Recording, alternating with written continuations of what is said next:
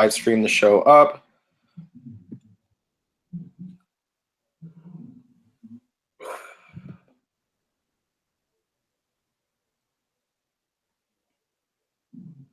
No. All right, here we go. Whoa. Already unmuted. Already muted. Good, good. Dun, dun, dun, dun. Oh, you guys see it as well? Mm-hmm. Yeah. We are good. Hey guys, how's it going? Welcome back to another episode of Omnibros Live. Riley here as your host this week, with of course our other panelists. I don't know what we'd call our round table. We've got hardcover reviews, Mr. Louise. Howdy, howdy. How's everybody doing today? And I've got, of course, Jess, the Omni Dog. Hit him with the hind. Baba Booey. Baba Booey. All How's right. it going? So Peace and love. I Peace didn't and get love. to watch y'all's last week where I was gone because I was on vacation. Y'all had Gabe on, right? Yeah, it's good you didn't see it because we mostly talked about you behind your back. Yeah, Well- it wasn't pretty. Shit. Well, how? Other than that, how'd it go? It was good. Yeah, it went It was great. real good. Awesome. Well, big thanks to Gabe for stepping up and filling my shoes while I was out. I was on vacation in Colorado. My wife and I went up there for a late anniversary vacation, so we kind of trekked around Denver, and then we went out to Grant, which is about an hour west of Denver, and just chilled in the mountains. Literally chilled because it was 3 feet of snow everywhere. Oh, God, no. There was no Wi-Fi, no TV, no nothing. So I completely detached from society for a few days. That sounds like hell. That sounds amazing, It actually. was great. Did you- It was Did you detach by eating any brownies or cookies? No. I as I've said multiple times, I don't partake in that. So, but my wife did. Oh, good for her. Hey. She does. So I went to a dispensary with her, and it was so weird just being able to go in somewhere and like look around and have just like, cannabis products everywhere and be able to buy anything. Yeah. Recreational was legal there? What up? Recreational was legal there? Yes, yeah, in Oh, Colorado. So yeah, I looked around and was like, wow, we got gummies and cookies and whatever. I've had people tell me like the gummies are really good, like you can't taste much of a difference, and also it's really easy to smuggle them back to your state. So for anyone who doesn't live somewhere that has recreational marijuana and stuff, it's very easy to smuggle it through TSA. The guy actually gave me a fist bump as we walked through. Wow. Well, I'm moving to Colorado pretty soon then. Yeah. That's funny. I mean, I'll take the snow if I can do that recreationally without having to worry. Yeah, one of my wife's former coworkers was texting her and was like, "So how much weed are you going to bring back to Texas?" Like, not much. And he was something like, "Oh, every year we go up and we drive, and I come back with like $500 worth of marijuana in the car." And I was like, "Holy crap! Like you spend that much?" Yeah, But 'cause I guess I don't know. you guys in Texas, it's a very conservative state, so it's very much against Actually, that, right? Every major city in Texas is extremely liberal. Really? Oh, like Austin and everything. Yeah, Houston, Austin, Dallas, San Antonio, and El Paso are all completely liberal, but it's so huge of a state that it's usually a red state. But this past election, it was like very close. It was blue for a while, and then it went red, and it's just because of all those like people in bumfuck nowhere wind up, they changed it. So Yeah. I feel like by the next by 2020, it might wind up being a blue state. So it's been a long time since it's been blue. Cool. But anyway, point was, I went to Colorado. My wife got high. I read a bunch of books. We ate some food. I went to Mile High Comics.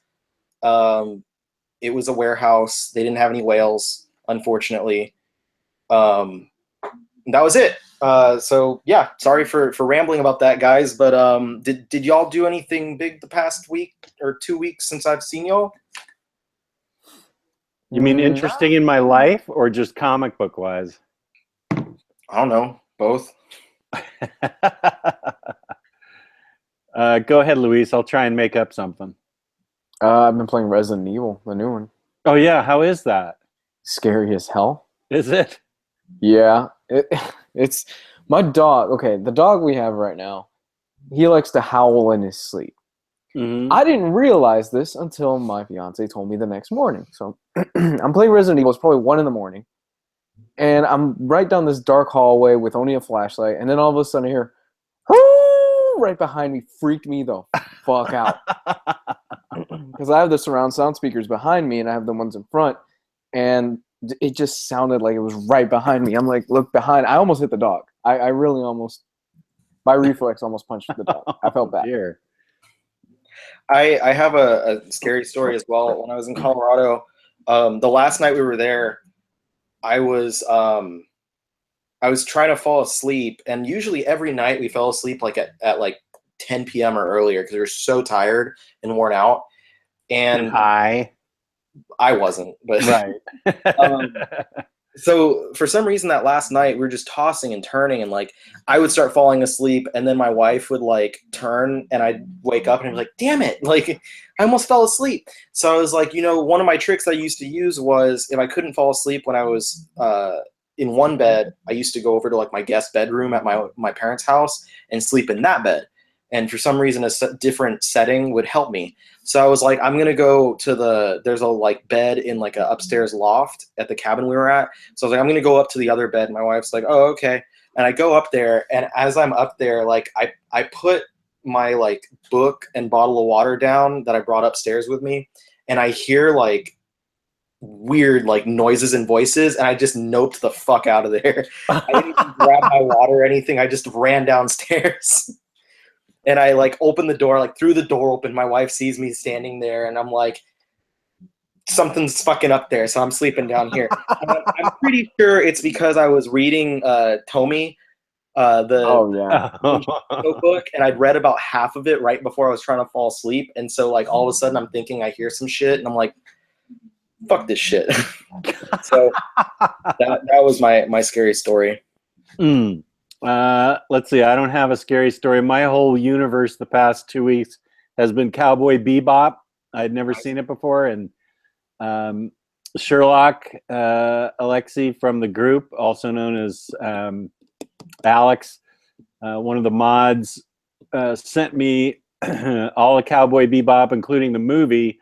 So I've got tomorrow to watch the movie. I'm up to episode 23, and I was told you need to watch the movie between episodes 23 and 24, and it is great. I've never seen anime before, so I have nothing to compare it to, but I really love it. The only thing is everybody smokes in it, and so it makes me want to smoke. Practically even the dogs smoke, so it makes me want to smoke. But it's really fun and funny and interesting and really well set up, so I'm eager to watch the movie tomorrow. It's a good one. I think you'll enjoy it. Good. All right. Well, I guess let's really quick talk about, because I want to run through these and get straight to the main topic of Superman this week. Really quick, a couple things. If you read anything or if you got anything, if you guys wanted to talk about anything, go ahead. Well, for me, I did the poll because the goal was if I had $150, I opened it up for them to recommend something for me, as some of you guys know. And I was expecting the worst of the worst. I was expecting Rob Liefeld, Extreme Comics 90s, bullcrap. I was expecting some of the worst of the worst. Surprisingly, everybody was really cool, and they softballed me, which means I'm probably going to get it worse next month. Some of the choices were The Boys, Sculptor, and We Can Never Go Home. Those were the top 3 choices. So I did a poll, and Sculptor ended up winning out. So that's going to be the review that I do next week. You're going to love that book. I was really surprised at how thick this is. I got this hardcover for like $13 off Amazon. So I think I got a pretty good steal out of it. It's definitely looks like a thick read, but I'm looking at some of the panels and some of the pages, and the wording looks very minimal. It doesn't seem like there's much in terms of words or balloons, but it does look good. Now, I opened it up to everybody, and I asked them, what do you guys think about the book? I got mixed results. Some people said they thought it was overrated. Some people said they thought it was good. Other people said that it was phenomenal. So I'm really curious to dive into this weekend and get a review out. I also read Vision. Wow. That's awesome. all I'm gonna say, because I know we're trying to get to the main topic, but that's really all I'm gonna say. The review for that should be out within like 1 or 2 weeks. Fantastic. Lived up to the hype. I was a bit disappointed in the first few issues because I had my own preconceived notion of what I thought the series would be, just based upon some of the cover art and things like that. That completely threw me off. But overall, lived up to the hype very much. And the last thing I picked up, because I'm going to be reviewing this on Monday, is the 4th volume of Akira. So there's that. No, you're blazing through the manga. Yeah, I'm doing one a week. Who? Let's see. Well, I can keep mine pretty minimal because I read one thing this week, and Luis has already reviewed it, and that is Sweet Tooth, which I hadn't finished all of it yet. And man, what a great series Sweet Tooth is. I can't say enough about it. I know everybody's probably already read it, but and Lemire's art isn't for everyone necessarily, but it certainly did a good job of conveying everything. And I absolutely got choked up and cried at the end. I'm man enough to admit that I definitely did. It's a roller coaster, but God, what a good book. I really, really enjoyed it. And I would love it if there'd be a hype train for Sweet Tooth, because everybody needs to get into that. It is an excellent read. And let's see, I can just plow through the books that I bought this week. Abe Sapien, latest Abe Sapien, The Goddamned, which I haven't read but heard great things about. Latest Scarlet Witch. Kill or Be Killed, which I'm really excited about. Harley Quinn, greatest character ever. Thank you. And Department H. That's supposed to be great. That's Matt Kent, and I'm really looking forward to reading that. Is that the variant, Kill or Be Killed? Sorry. It is. That is the DCBS variant. Ooh, I'm waiting for the hardcover because it's Brubaker. Right. I wanted to see what it was all about first. Deadpool. Amazing Spider-Man, because Riley recommended that. And I'm taking a chance on Unfollow. I haven't heard anything about it or know anything about it, but I'm just blind buying it because it sounded interesting. I think I mentioned it. Oh, did you? When you were talking about Clean Room. And Okay. to check that one out. Okay. Also, both Clean Room and Unfollow are, I think they're ending at issue 18. One more volume of Unfollow and Clean Room to come out. So okay, maybe that's where I got it. Okay. Yeah, so that's it for me. All right. I have a lot of things that I got the past couple weeks since I didn't talk to y'all last time. So I'm going to try and just look around my room really quick and try to tell which ones those are. While I was in Colorado, I found a copy of Extreme X-Men Volume 3 Schism, which was at half price. So I was like, hell yeah. I just needed that to complete the collection. Nice. I bought from one of the guys in our group the Stand Omnibus, the adaptation of Stephen King's novel, at a really cheap price. So that was really awesome.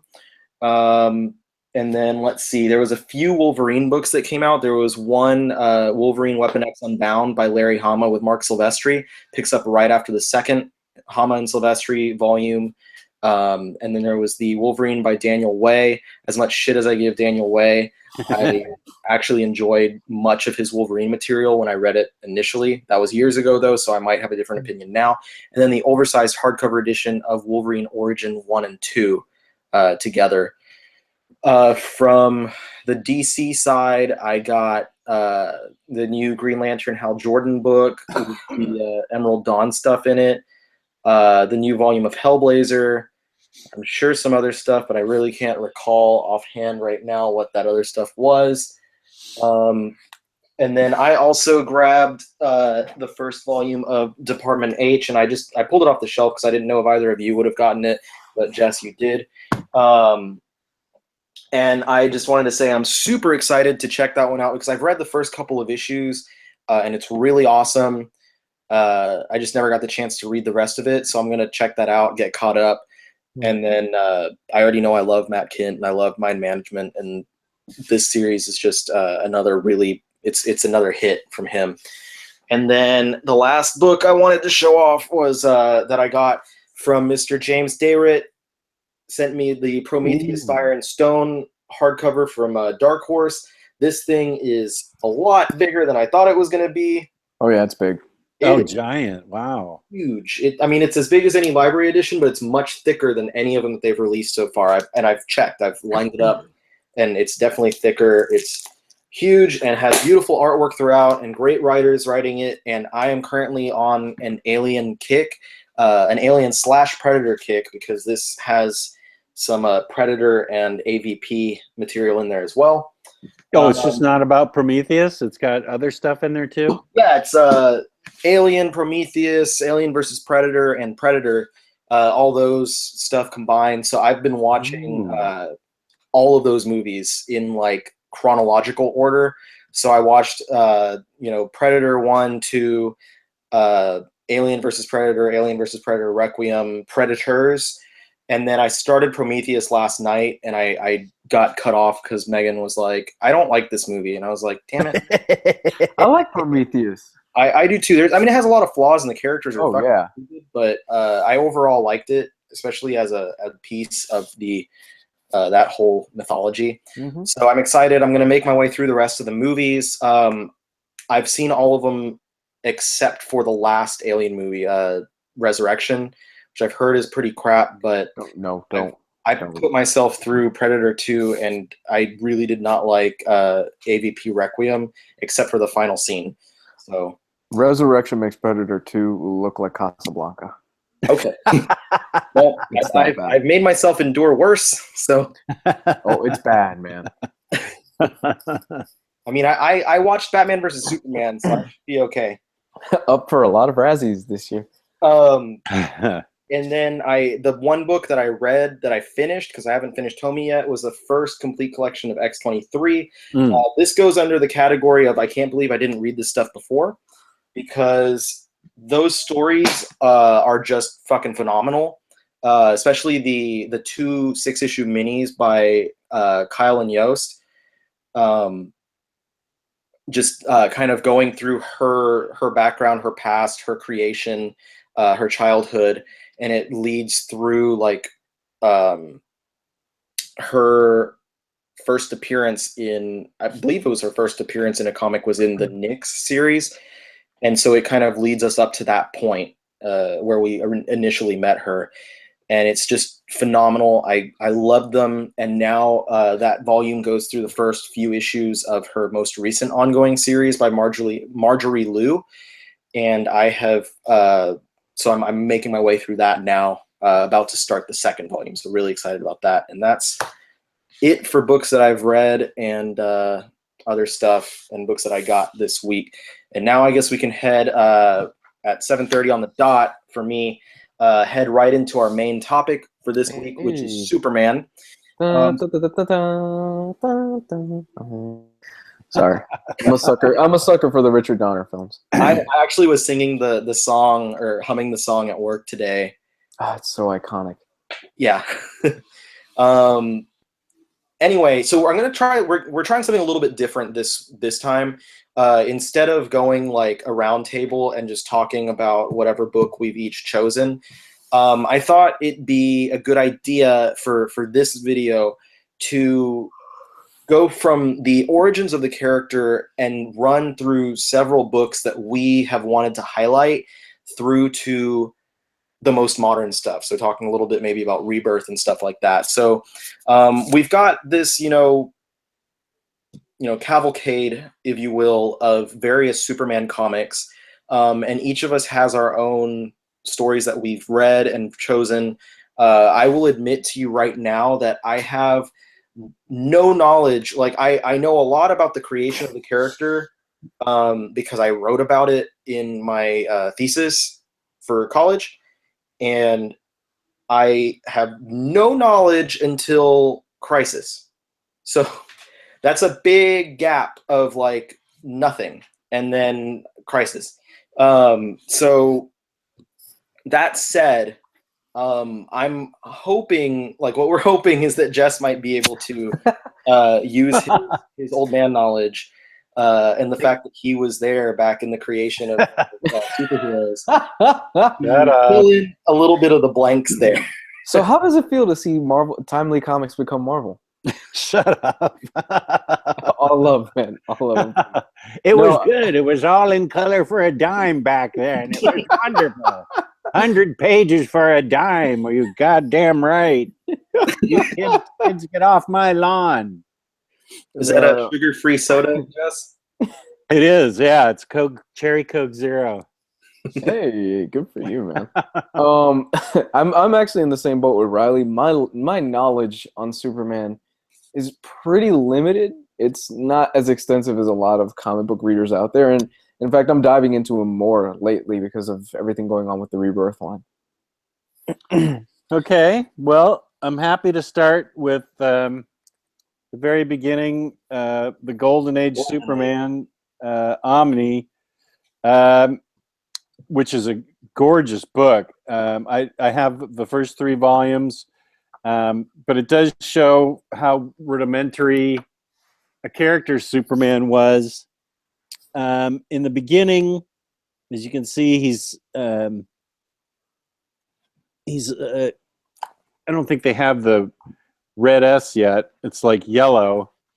And very primitive version of the character. Yeah, he couldn't even fly. No, as a matter of fact, he jumped.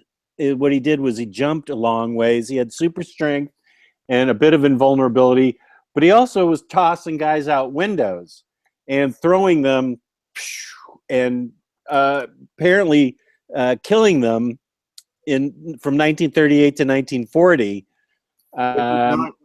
Dissimilar from Batman back in the day, was using guns. Right. So he was tossing stuff about with criminals. He would just toss them, and they were really basic plots. I don't know how much I need to get into his origin. Everybody pretty much knows it. But at the time, there wasn't anything like back in the Golden Age about him being an alien, right? It's just he said that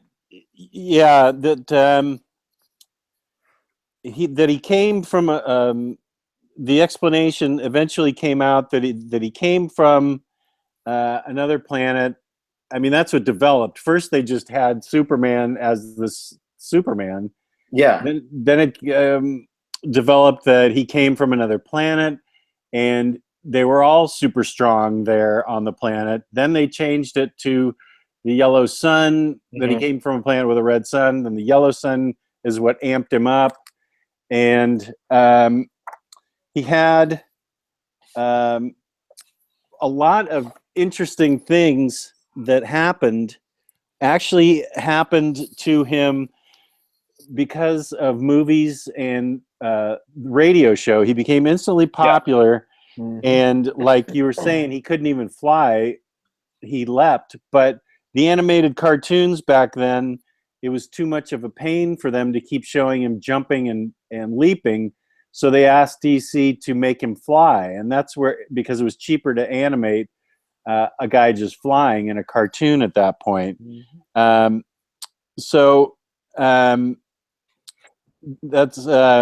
how he developed that ability to fly. And then they also had he got to be so powerful that they themselves into a corner.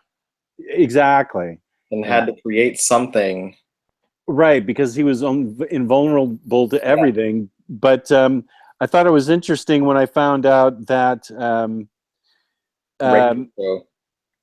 Sorry? I was gonna say because you're gonna bring up kryptonite. Yeah. Well, wasn't Superman a direct response to World War II with? Oh, was it the Great Depression? I thought it was World War II. He's meant to be a symbol of hope, right? That was created during a time when, literally Great Depression. Everyone's in this negative state of mind back, in the late 30s. And Superman's brought out there with his brightly colored costume and his insignia, and these two Jewish men come out and give us this Ubermensch character who's meant to bring us out of being so glum and inspire hope in the people. And it worked. You got someone that you're like, you believe that nothing can bring him down, and he was really meant to show us the optimum that you can be, not only as physical strength, but in spirit, the optimum that a person can be, as as happy and as hopeful as anyone could ever possibly become. Yeah, that's interesting that you referred to him as Ubermensch, because I haven't seen anything that said it was a direct response to the two Jewish kids. I haven't seen anything that said it was their way of battling anti-Semitism to sort of create a character that maybe represented them in the fight against good and evil. I always wondered if they felt persecuted, and that they came up with this guy in response to that. If I recall correctly, and it's been a while, there's symbolism, Jewish symbolism in the colors used for his emblem, in the original emblem, and it was meant to have some sort of symbolism. That's kind of why I put that out there. Right. There were Jewish guys, because it was meant to kind of be their way of putting someone that could represent them out there. So you already with like one of the first heroes, and DC's debut and the most important hero of all time, you have people trying to establish representation for minorities. Yeah, and he was. Oh, I'm sorry, Jess. No, go ahead. He was really the first of his kind. There was no superhero before Superman. He was 100% whole original. Was a brand new idea at the time, and I gotta imagine it must have been really exciting for kids to see, wow, this guy has these abilities, these powers. He can do, jump buildings and stuff like that. That's part of the reason why he's called the father of superheroes, or the grandfather of superheroes. Yeah, I think in Pulp Fiction, not the movie, but real pulp books, things like Doc Savage. I think that the seeds were planted there, and with books like Doc Savage, and I think that, and then they had Siegel and Schuster had Slam Bradley already established, I believe, as a character, and I think they just took him and sort of jacked him up to sort of fulfill the Superman idea that they had. But I think you're right. There was like the Phantom and Doc Savage, but there was nobody mysterious with superpowers and in 1938 at that time. One of the things that I thought was interesting, besides the ability to fly, but the idea for kryptonite was introduced in 1943 as a plot device to allow the radio serial voice actor Bud Collyer to take some time off. So they must have poisoned Superman with kryptonite to give the actor some time off. But that's where it came from. And same thing with It's a Bird, It's a Plane, It's Superman. That came somewhere other than comics. I think Jimmy Olsen originated elsewhere as well. He wasn't a comic original. I think he originated in a radio show, didn't he? I'm gonna double check, but I think that I knew the kryptonite was from the radio show, and was created for, get him out of the corner. But I didn't know it was to let the actor take some time off. Yeah. And he was a popular voice. I remember he did. I mean, this shows you how old he was. But back in the late '60s, early '70s, there was not Superman, but there was like the Superman cartoon. I can still hear the theme song in my mind. But he was Superman's voice then, 30 years later. So he was always Superman's voice as far as I was concerned, because and those, gosh, I loved those growing up. The Adventures of Superman. That was before Super Friends, which I had as bed sheets. Super Friends in college, my Super Friends bed sheets.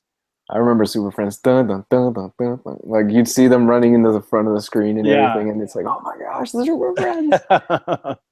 So I found it. Jimmy was introduced to the radio show on April 15th of 1940. He was introduced where?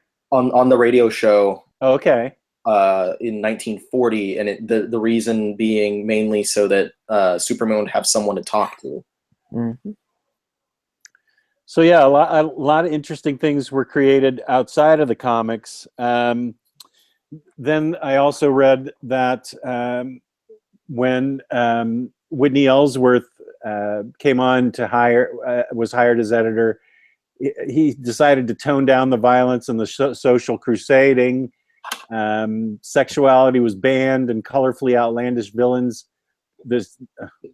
such as Ultra Humanite, which I forgot he existed back then, and Toyman, were thought to be less nightmarish for young readers. So that's when the sort of code of conduct for Superman came in. So he got to kill for 2 years, and then the kibosh was put on that. Was that the comics code? No, that didn't come in until the 50s. Yeah. This was Whitney Ellsworth's code that dictated that Superman not kill. But Mort Weisinger was the editor on Superman for a long time, from 41 to 70. Wow. Yeah, that is a long time. And that is when we got introduced to things like Bizarro, Supergirl, Phantom Zone, various varieties of kryptonite. I vividly remember Superman in Clark Kent's closet had robot doppelgangers of both himself and of Superman and Clark Kent. So he could always count on his robots to take the place of him, to appear in two places at once. And Weisinger liked lighthearted stories, and which is really apparent in the 50s and 60s. He was afraid to tackle things like the Vietnam War and the Civil Rights Movement because he feared his right-wing views would alienate his writing staff and readers. And I can just tell you from experience that the books of the 50s and 60s were really lightweight. They were interesting to me as an 8-year-old and a 10-year-old and a 12-year-old.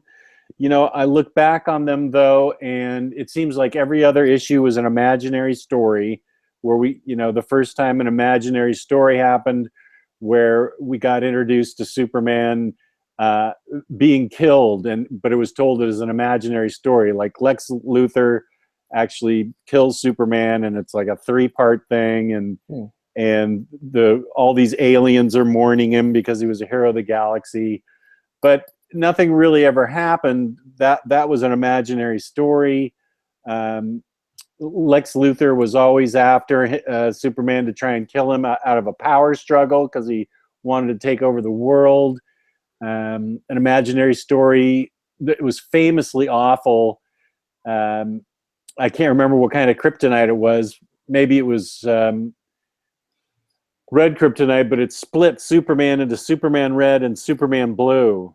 And they were both dressed in, one was blue, one was red, and they completely solved all the world's problems, the two of them. And it was remarkably awful, and it was so uninteresting. Even as a kid, I thought, I don't get this. Why? What? I mean, this doesn't make any sense to me. And it was an imaginary story, and they could go anywhere with those. And it was that's, I think that, and at that time, Batman was always off in space fighting aliens, and there were these really lightweight stories all through the Silver Age. Zurinar. Right.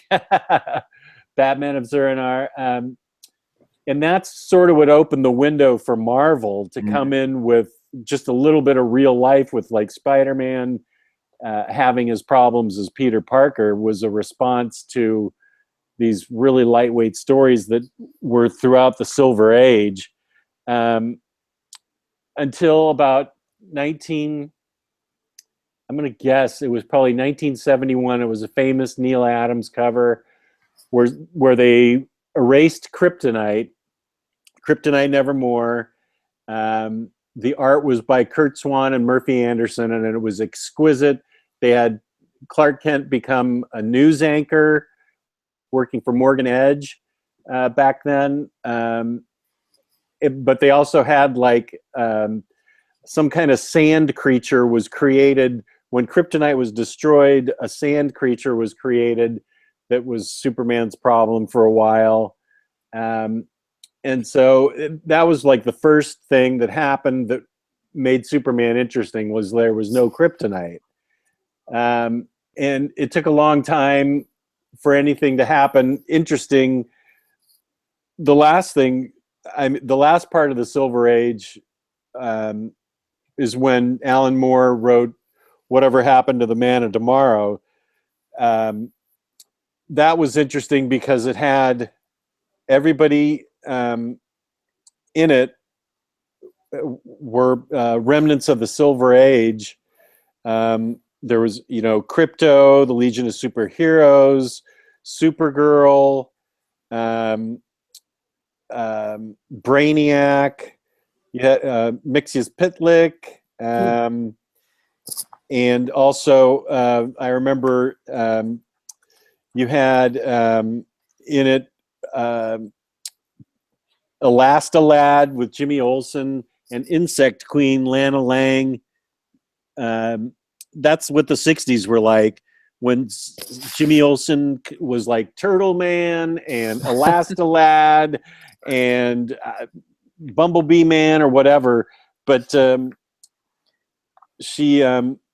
Lang turned into Insect Queen, and she had all kinds of powers. And Alan Moore wrote these all into a story as a way of saying goodbye to the Superman of the Silver Age and introducing us to the reboot that Superman eventually had right after this. And it was a way to acknowledge the past and say it's time for us to restart. And it was I will say, as much as I realized that comics were made up, it had the death of Crypto in it.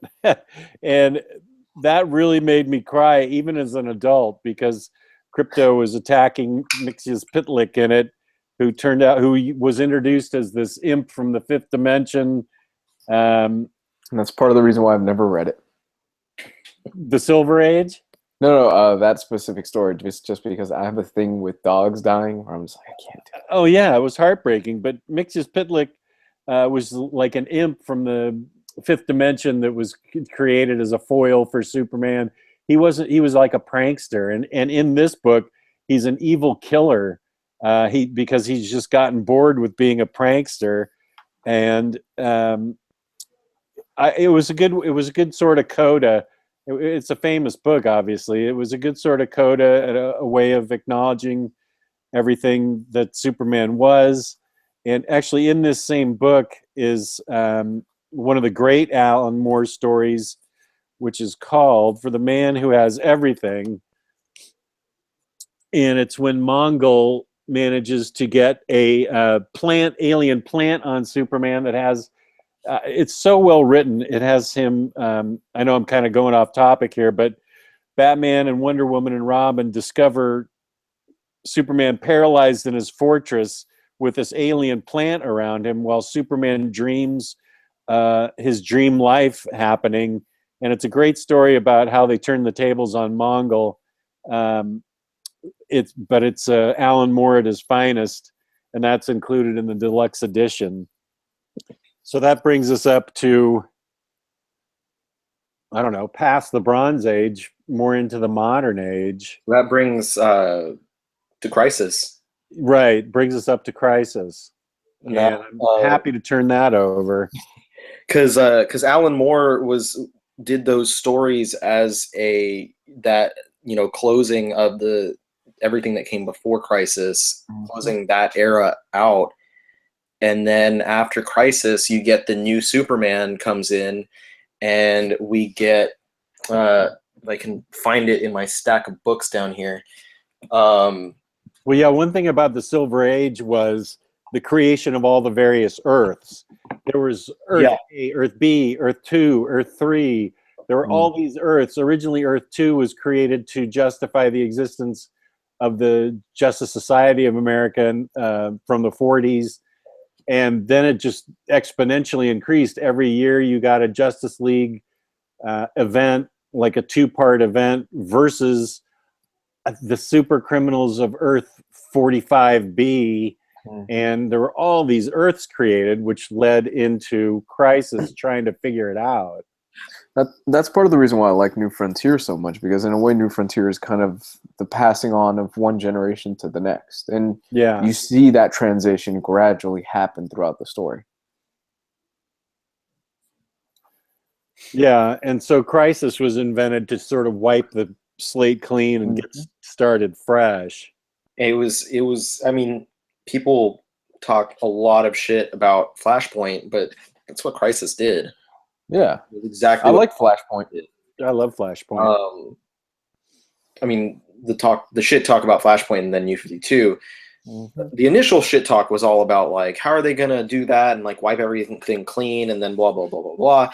It's like, I remember having this back. I think it was it 2011 when New 52 started, and I mentioned several times online and to people. I was like, I mean, in 85 or whatever, Crisis on Infinite Earths kind of did the same exact thing. I'm sure it pissed a lot of people off too. But you have to respect the fact that, it's not like something that they're pulling out of their asses. It's something that's happened before. But after Crisis, the first Superman story that we got was from John Byrne, and that's the Man of Steel, this miniseries right here. And eventually it would lead into his ongoing tenure on the Superman titles. Man of Steel, though, this I believe it's just 6 issues, but this miniseries meant to reintroduce us to Superman and his mythology for a new age. Now, this is this point's going to come up later. This is 15 years after Denny O'Neil started his Bronze Age run on Superman in 1970. With that Sand Superman story that you were talking about, I believe was the first one. So this is 15 years later. They're reinventing the character again for a new generation. So we have each issue kind of runs through a period of Superman's life. So we get like this opening issue that has a lot with the crypt. Ooh. Did you break the book? Oh. It's really poorly glued, so that just oh, bummer. So the first issue has these Kryptonians. You see him as a baby on Krypton. His parents sending him off planet as the planet is about to explode. He gets sent out to Earth, and it skips.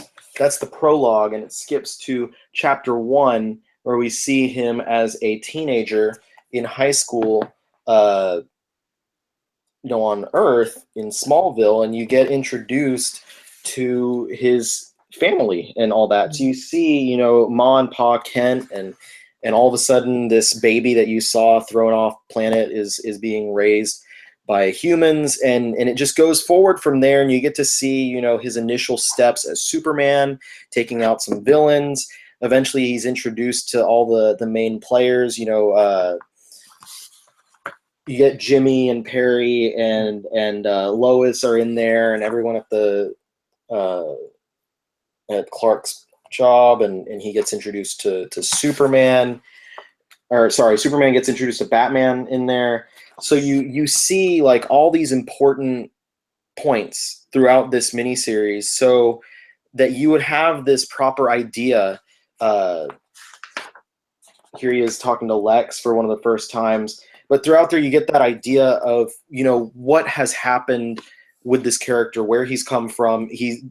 Byrne brilliantly establishes in 6 issues, I believe it was 6 issues, these all these stories to establish his history, so we don't have to sit there and wonder, which was one of the things that they didn't do as well. Right. When you got to the New 52, you had to sit there wondering, like, well, what's still canon, what's not. With this, Byrne just lays it all out there for you and tells you, like, this is a basic history of the character. These are the characters he's interacted with. And then he throws you out there into his ongoing run, where he keeps, writing Superman for a few years thereafter. And I have not read the rest of that run. I've heard a lot of good things about the rest of that run. But I do know that somewhere closer to the end of that run was where one of the times that he did kill Zod. So that's one of the only things I know about that. Some of those volumes are free, right? I believe the first one and the one that I have here and the 4th one are the hard ones to get, I think. Yeah, I know number 4 is hard to get. I haven't tried to find it very diligently yet, but I've heard that it's not very easy to find. Okay. It's a shame that we don't have an omnibus of this material yet. You would think they would get on it. It was there was a recent poll by, was it Jeff Dyer, I believe was the gentleman's name, in our Facebook group, and he had a poll that he gave to one of his buddies that works at DC, and it was for all the different omnibus that we want to see printed, and he organized it very nicely into golden, silver, bronze, and post-crisis age books. And that Byrne Superman, I believe, if I'm not mistaken, was one of the top, if not the very top, voted on for post-crisis. I could imagine, of course. Yeah. It's an iconic run. Yeah, it's and they just recently completed the trade paperback collections, if I'm not mistaken. So it's crazy that it took so long for them to finally release all that. But Byrne's, if you can find it or get it through ulterior means, that miniseries is an excellent little origin. And I'm a sucker for Superman origin stories. I love the first Superman movie. I love that book. I love any Superman origin story, as long as it's not written like absolute crap. Because I love seeing that story of him as a kid coming into himself, finding out about his powers, all that stuff. And Byrne just does it marvelously, to say the least. So after that, I don't know exactly. I don't think anyone has anything else between this and the next item that I was going to go towards, but this is going to be a big jump. The next major thing that I know in Superman would come, I guess, about a decade later with Death of Superman. Mm-hmm. The comic that broke Death in comics. Yeah. And, I mean, Jess, did you have anything from between that? That's because this came out 92. 92, yeah. No, I didn't have anything between those two things. So, Jess, which polybag did you have? Did you have the super secret deluxe edition polybag? The I had that one? I put it. It's somewhere in my collection, but I had that one. I had 2 of them, and I opened one to read the issue. Mm-hmm. Yeah, that was at the height of polybag mania. Yeah, comics will pay for college, right? Right. And also, here's my Doomsday Pop in honor of Death of Superman. But I know, Jess, you brought this one up a couple weeks ago. You brought up Death of Superman, and we're going to talk about it. We're running out of time, and I think that's where we got the idea to do a Superman show. so we would actually have time to talk about this stuff. But flash forward from that miniseries in 86 or so, 85, 86, over to 92. So that's not too long, about 7 years, if I'm 6, 7 years, if my math is right. And you get to the death and return of Superman arc. I just have the paperbacks. Jess, do you have the omnibus that looks nice? I do. Yeah, this guy. Okay. So we have Superman finally meet his match. And it has nothing to do with kryptonite. It has nothing to do with, Lex Luthor using super science to finally take down Superman. But it's just this, it kind of was science. But more so, it's not like, laser beams and crazy shit taking him down. It's this beast that comes out of seemingly nowhere, wreaking havoc. Just plowing across the country and destroying everything, and then Superman meets up with him, and they duke it out until both of them fall. And Superman's not, beaten by kryptonite or by Lex Luthor's genius. He's beaten by a brute force. He's beaten by a punch. Yeah, and Doomsday is, he pretty much wiped out every single person, like every single member of the Justice League on his way to Superman. Superman was the last stand.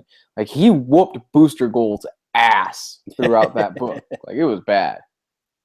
Yeah, one of the things I thought was interesting that I picked up was the panels leading up to the final issue, how they did it.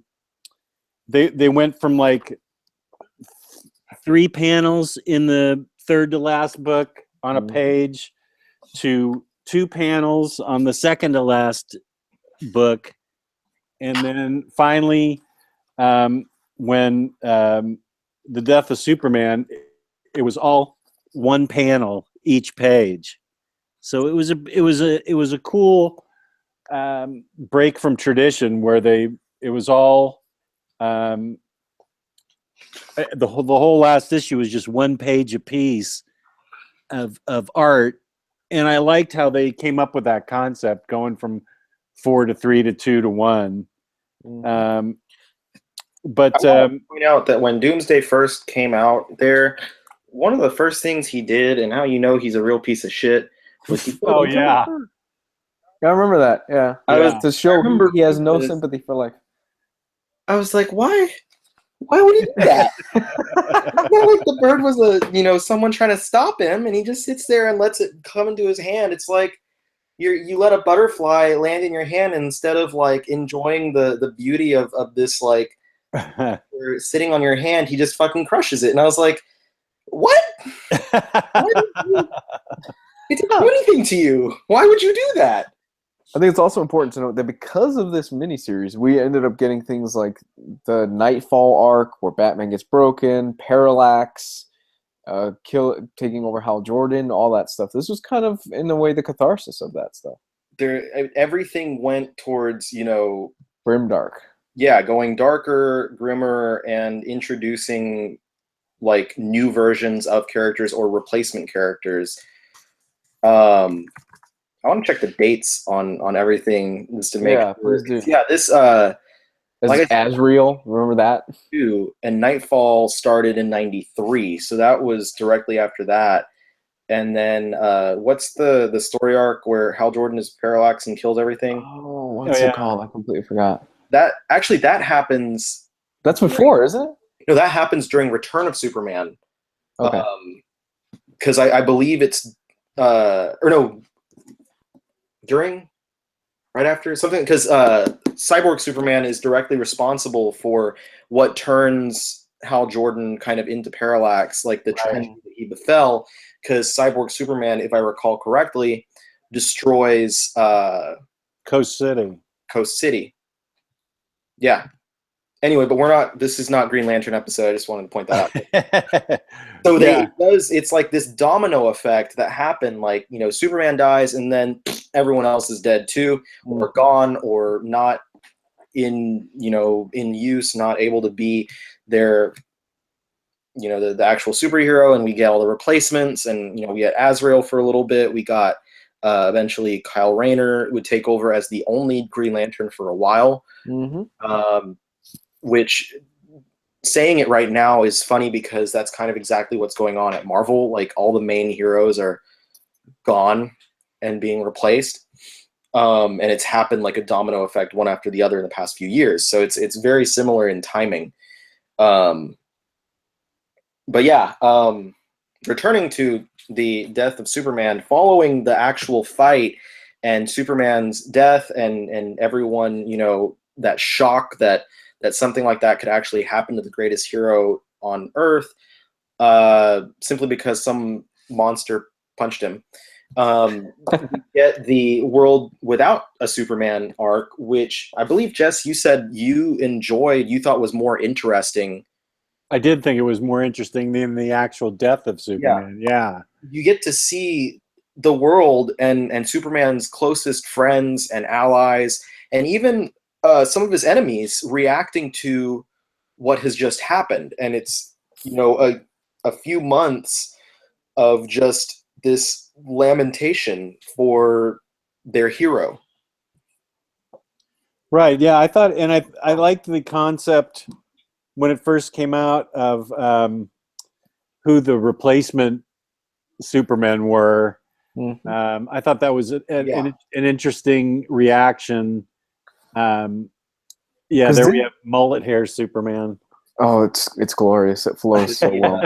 Return of Superman after the funeral for a friend, when there's the world has no Superman, so what happens? They a few months later they need someone to replace him, and you get these 4 different people step up to bat.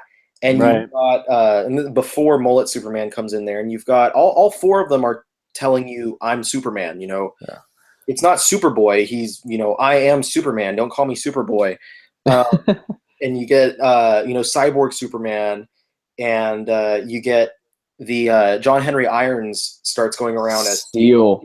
Steel's the only one I believe that does not claim to be Superman, though. Right. He's the one who's like, I'm not Superman. I'm just going out there in his name, using his symbol because I want to represent what he stood for. So Steel's the only one not trying to like steal the limelight.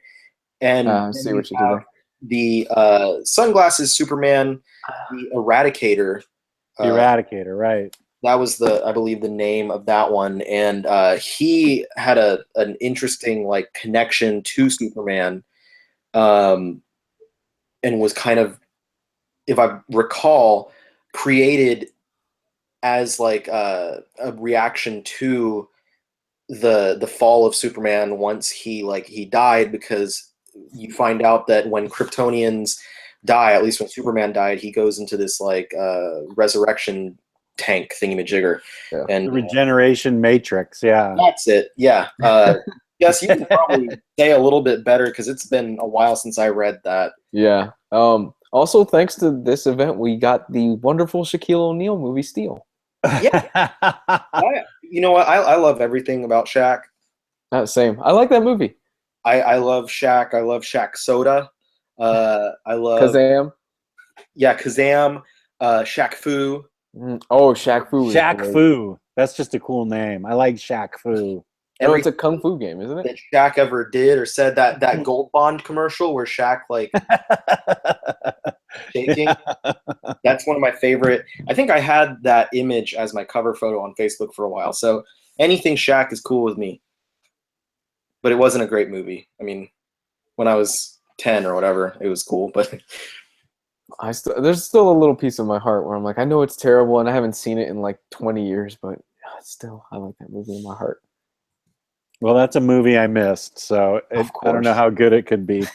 Of course. Well, maybe I'll go back to it and watch it and still have the same love for it like when I rewatched Space Jam.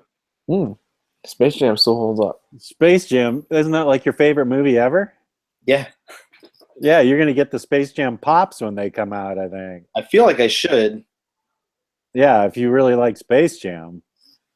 But yeah, the Eradicator used stole Superman's body, used the regeneration matrix to, let's see, some gas interacted with the Eradicator, passed through and into Superman. returning his powers, and the Eradicator's body degenerated into a lifeless husk. And blabbity, blabbity, blabbity. That's how Superman got back his life, thanks to the Eradicator. Kind of like really roundabout bullshit that happened, but I really dug that part of the story, like the whole reign of the Superman, the return of Superman, that piece of it, because it was super interesting, no pun intended, to see all these different guys and how they were trying to, in their own way, replace Superman, and seeing the rest of the world react to it. And you have all these other characters, some people actually believing like that's Superman, and then people citing, like, people were like, well, I side with Steel and I side with whatever. So it was a really interesting storyline. And of course, like you said, the Eradicator wound up leading towards this roundabout way of Superman coming back, and he has a mullet. So not just a mullet, a super mullet. The mullet. The mullet, and I mean, it is glorious the way it flows in the wind. Well, and of course, the mullet was going to be featured in the Nicolas Cage Superman movie. Oh yeah, that's a famous picture. That's a famous photo. I love how the whole idea came up, though, where I can't remember who it was. I watched that that video that you sent me, Luis, about how they came up with the death of Superman, where they came up with a whole idea for a line of for Superman for the year, and it interfered with the Lois and Clark, the Dean Cain and what's her name TV show that was going on at the time. It sort of interfered with that, the storyline. So they had to wait. Why am I blocking on that actress's name? So Terry Hatcher. And so they went back to the drawing board, and one of the editors just said, "Let's kill him." And everybody just sort of stopped and pondered and said, "Okay, let's kill him." And so that's how it just, I mean, it wasn't some real long thought out process. They just said, what are we doing? Let's kill him. And so that's how it turned that whole year into the death and return of Superman. Yeah, they did not expect that they would get what they got out of it. Right, and what made it such a huge impact was it was a very slow news. It was like a vacuum of news. There was no big events going on at the time, news-wise, and the media just latched onto this thing. I remember at my comic book store back in '92 that the news came in the day that issue was released, The Death of Superman.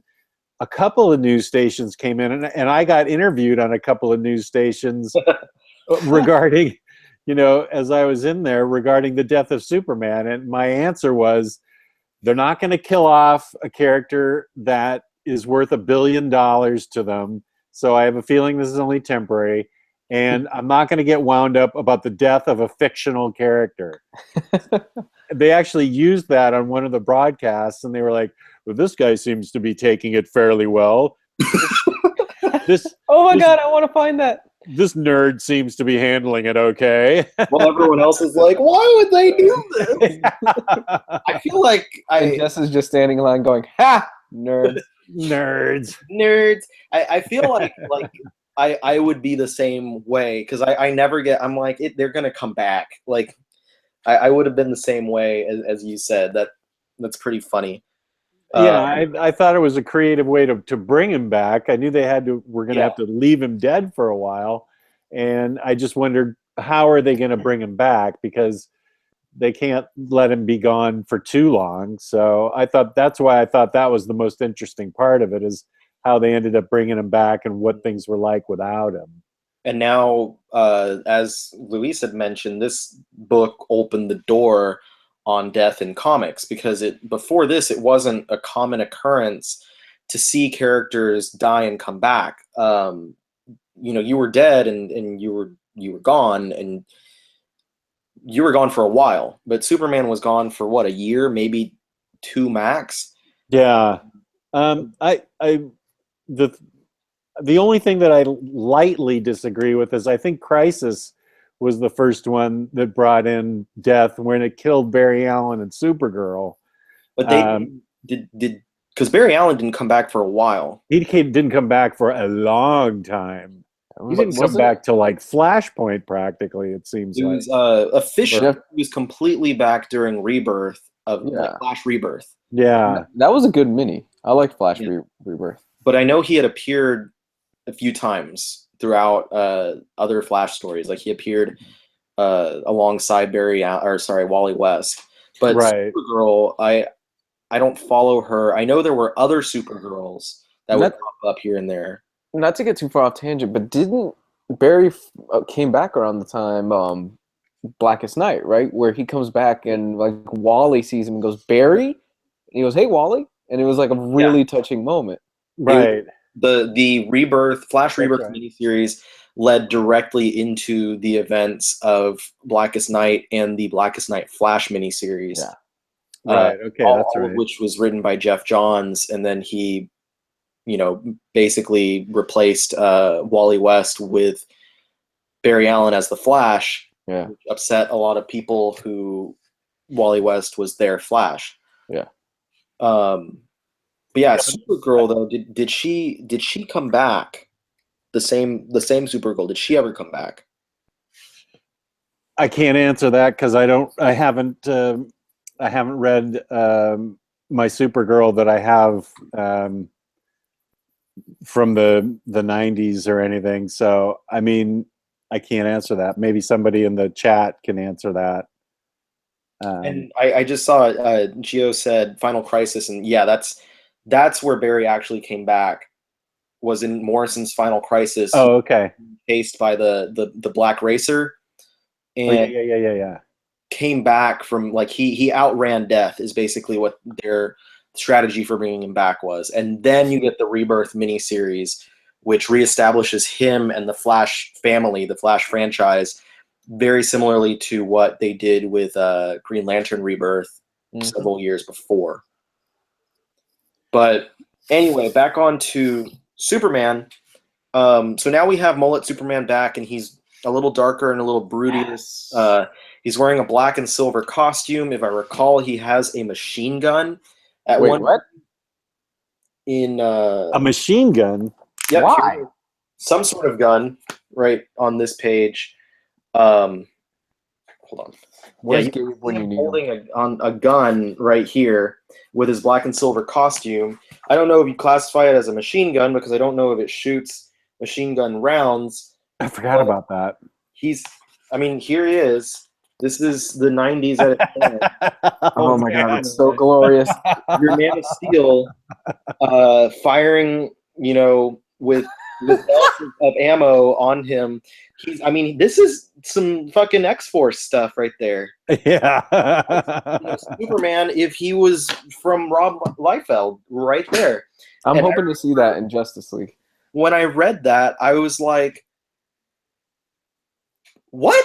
But at the same time, I was like, all right, I'm in. I'll go. I'll keep reading this. And overall, it turned out great, but I still don't understand the need for the guns and shit. But the mullet stayed for a little while, and that brought us into the mid 90s for Superman, and another kind of black period for me where I don't really know anything that happened with Superman from that point until the 2000s. I don't know if either of y'all know anything from there. What year did Morrison take over JLA? Because he had Mullet Superman in JLA. JLA #1. I could probably just look at my book, but I don't feel like standing up right now. Wasn't that the 90s? That was 97. It's right there. 97. So it's just a few. Yeah, my book is right here. It's such an effort for you. So 97, which is just a few years later, is when Morrison comes in and he establishes JLA, the Justice League of America, bringing back the big 7 characters. Superman, Batman, Wonder Woman, Flash, Green Lantern, Aquaman, and Martian Manhunter. And his whole concept was these are the gods of the DC universe. Yeah, and this is really, it's not the beginning of Morrison's DC Comics stuff, but it's kind of where everything that he's been doing, that this is like the crux. This is kind of where it began. A lot of concepts that he's used even now with like Multiversity, the latest thing he's done, come back from this. And if you go back and read that and go forward, these concepts are so strong at the beginning of this run. But yeah, we definitely had Mullet Superman there, and we also got Superman Red and Blue again. I never read those stories. I read his appearances in JLA, but thankfully, during that time when Morrison was writing JLA, he didn't really do anything about it being Superman Red and Blue. He just, had to use that costume. Yeah. Oh God, this is stupid. I hear Morrison right now. Yeah, here it is. Issue 5, the cover of it has Superman Blue. Oh, As the JLA has a bunch of new people. The cover has like characters like Plastic Man, Steel, Connor Hawk, and even Hitman. The character from the Hitman series is in there.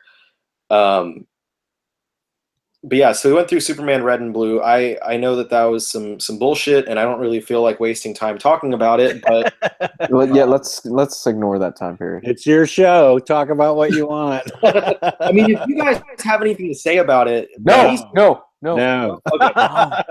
It's Luis's kryptonite right now. Not Superman Red and Blue. God, the electricity. So much electricity. So I do know at that time, though, was when I believe Stephen T. Siegel, no relation to Steven Seagal, was to take over on Superman, and he was approached to take over the character. I believe somewhere around the 90s, around that time on the character, and I'm going to look up exactly when that was. I had the first issue, might still have it somewhere, of his run, and he did some interesting stuff as far as using Supergirl. Let's see. Oh, I didn't know that he actually went on to write Superman. I just read the graphic novel, It's a Bird, It's a Plane, which I liked a lot. Which was his, he came out and wrote that kind of in a response to his ideas whenever he was approached to write Superman. Right. He comes on there at, and it's not a long run. It's like 10 issues. Okay. Oh, never mind. I just skipped ahead too many years. This was 2003.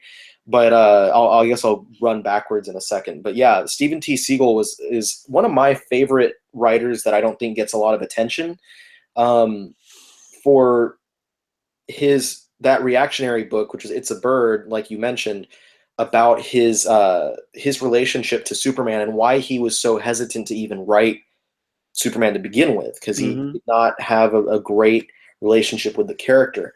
But eventually he decides, I'll go ahead and write it, and he writes 10-issue run on Superman. But around the year 2000, I'm looking something up right now just to keep myself in line. Around the year 2000, that concept that I mentioned earlier about the 15 years. So you have, 71 was when we got the Sand Superman, the Denny O'Neil on there. 15 years later, reinvented again after Crisis on Infinite Earths with John Byrne.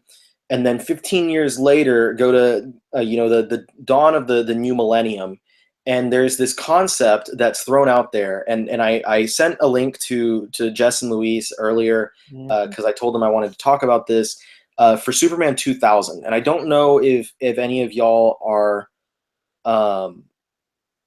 familiar with Superman 2000, but this concept was an idea from Grant Morrison. It was pitched to DC because he said that every 15 years we get this rebirth of the character, and every 15 years they kind of reintroduce him for a new generation of readers. And with the new millennium coming around, it was time for that current reiteration of the character. And Morrison's idea here was, and it wasn't just Morrison, he was just the one that wrote the pitch and sent it out to DC. It was going to be Morrison with Mark Miller, because they were still friends at the time. Mark Waid and Tom Payer were going to be writing together as this brain trust the ongoing Superman stories. And the idea was not to write these stories as, 4 different ongoing titles like they might have had in the past, Man of Steel, Adventures of Superman, Superman and Action Comics, but to have one brain trust of creators constantly working together, sending scripts back and forth. And as Morrison said, these are people who were friends before they were writing together. At the time, between Morrison and Miller. Mm-hmm. So they knew that they could work well together, and they would, write together to make this cohesive script so that, as he said, there wasn't one guy always being shoved to the side having to write part 4. Everyone got an equal voice in there, and he said something about how he and Mark were more writing from, the high concept stuff, while the other 2 are writing from the heart. So you got a good mix of the sci-fi with the deep characterization of who Superman is as a being. And the idea of the actual story would be to, and this is something that comes kind of gets used in a couple of different stories later.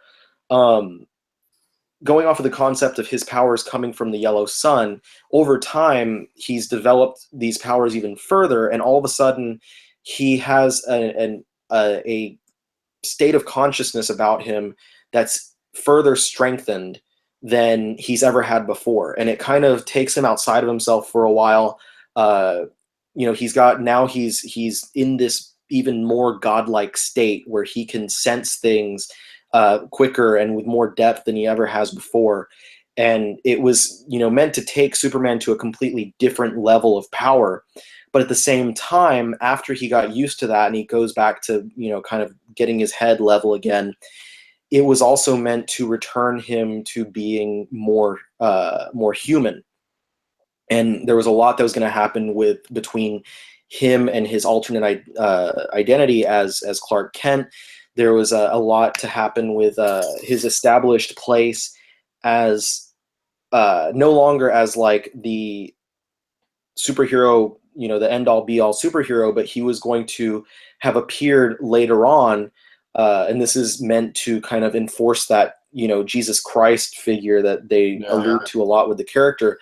But the JSA is the original group of superheroes, and they Dr. Fate foretells the coming of the ultimate hero. And he foretells that and says, we need to raise him, we need to train him, we need to make sure that he does everything is good. So the JSA now has this new place in Superman's history. Superman comes out and he's, the greatest thing that anyone's ever seen, blah, blah, blah. Different things are going to happen with all of his characters, with all of his villains. And the idea was scrapped, and it never happened. But we did get a few years, down the road, we would get All-Star Superman out of Morrison, which would take a little bit of that concept of, charging his cells with the sun and send him on this, this kind of Hercules' 12, whatever it's called. It wasn't challenges, I don't think, but it's this allusion to the Hercules stories, and telling him, you've overcharged your cells and now you're going to die. So that story obviously is one that has become one of the most outright praised Superman stories of all time. Yeah. Morrison with Frank Quitely, and Luis has talked about it quite a bit on different occasions, which is why he said that he was fine with me leading the discussion on that book this time. But yeah, so Superman, All-Star Superman, there's a lot to be said about that book, really. It's brilliant. It's a brilliant piece of literature that works so well, because I think it As much as I love it, I still only have the paperbacks. I'm surprised I have not upgraded to the absolute. Wow, you owe it to yourself. I am very surprised, but it's just Morrison does a beautiful job of combining his high concept ideas with also something that's very very grounded and very relatable for people that are reading it about this hero. And it's because of those reasons that it's one of the books that I recommend to people every time I find out that someone is like, Superman sucks, he's a boring character, I don't like him, I don't care about him. And I'm like, okay, please give this book a chance. And I hand that to them, and they come out of it like, I'm sorry, I have seen the truth and the light. Yeah, it's definitely one of those books where you give it to somebody and they go, okay, I get it. I get why he's such a prominent and important character. Yeah, and Morrison just did in this book like a beautiful job. One of the things that a lot of people will point out is his like single page origin for Superman. Mm-hmm.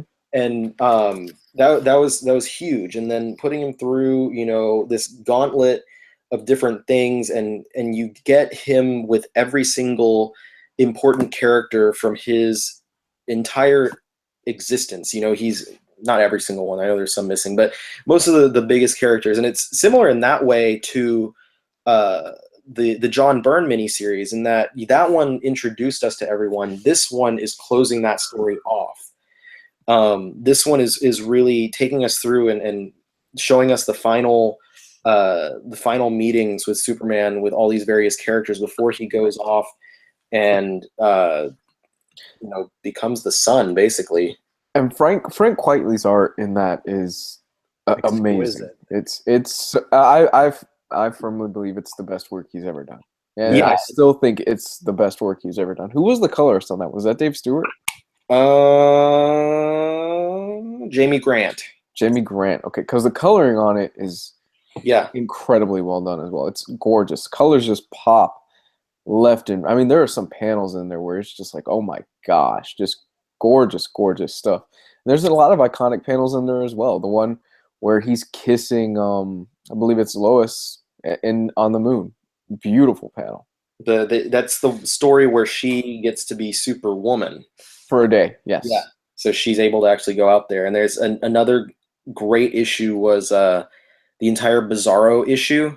Oh yeah. He introduced us to, was it Zabaro? A Bizarro. Isn't that a pizza place? Sabara's. Zibaro, which was like a Bizarro version of Bizarro, who made sense on Bizarro World. But that issue was just crazy because Morrison took that Bizarro idea and turned it to 11 by making sure that everything that he said was actually the exact opposite, instead of just like a few, like, you know, me not Bizarro. Like that's how most people would do it, is like simple, like opposite, you know, stupid things. But he made it like everything was the exact opposite of what he meant, and it just enhanced that experience a lot. But on Quitely's art, one of my favorite ones is the prison issue. Oh yeah, there's so many panels in there. If I can find that in here, where they're just running through Quitely's panel work, having them move from one panel to the next as they run through the prison, is just incredible. I think I found it. Yeah, there's like them going down staircases and stuff, and it was just really visually so impressive, especially because this book was one of my first introductions to Quitely, and seeing that like work like that just blew me away and really had me put him as one of my very favorite artists in comics. And we've harped on this a bunch of times, me personally as well. I believe it was issue 8 with the girl who's about to jump off the building. We've talked about it a lot of times. I did a video on it and things like that. But like I've said on this channel before, to me there is no better panel or series of panels that just gets the character and gets what he stands for. Like in those few panels, Morrison gets it. Yeah. I get choked up still when I read that particular part. Oh, same. To this day, I cannot look at that without just almost tears coming down my face. Yeah. It's great because he's proven in that story that he understands every single aspect of the character. Mm-hmm. Not just, the superheroics, not just, his compassion, but The intelligence. He gives you every aspect of the character in this 12-issue miniseries, and it makes me angry that Superman 2000, like that pitch, never happened, because it's obvious that if given the chance, they would have done some incredible work with the character and on that franchise, and really done some great things at DC. Mm-hmm. Unfortunately, we didn't get that, and we got some other runs and stuff on Superman. Another one that happened a little earlier than that, another miniseries that's not in canon, was Red Sun. And I know, Luis, you were going to say some stuff about Red Sun. Red Sun is basically an Elseworld Superman story, and it's written by Mark Millar. I have it here with me. I love Red Sun. It's a bit over the top, like Mark Millar usually does. And the essential premise is, what would happen if Superman landed in Soviet Russia during the height of the Cold War? We're talking Joseph Stalin, all that stuff. Soviet Superman, as you like to say. I love this. It's fun. It's over the top. It's just an interesting premise. And Mark Millar does what he does best, where he takes a small little nugget, changes something around, twists it, and goes with it. It's a great idea. I like the whole concept of Superman arriving in Soviet Russia and being raised by a Russian family and then conscripted by the Russian government, and you have like a revolutionary Batman that fights Soviet Superman, and he's got like the little hat and everything. It's just a fun read all the way through. You don't need to know anything else about the characters because it's self-contained. It's an Elseworlds tale. For those of you that don't know, Elseworlds was a series of DC comics that were out of continuity, and essentially the whole pitch was, what would happen if you just changed this one little thing about Superman? There was even a Elseworlds story a few years ago where what would happen if Superman's family had gotten off Krypton with Superman as well and lived on Earth, which I thought was actually a pretty good miniseries. What was it called? I don't think I've read that.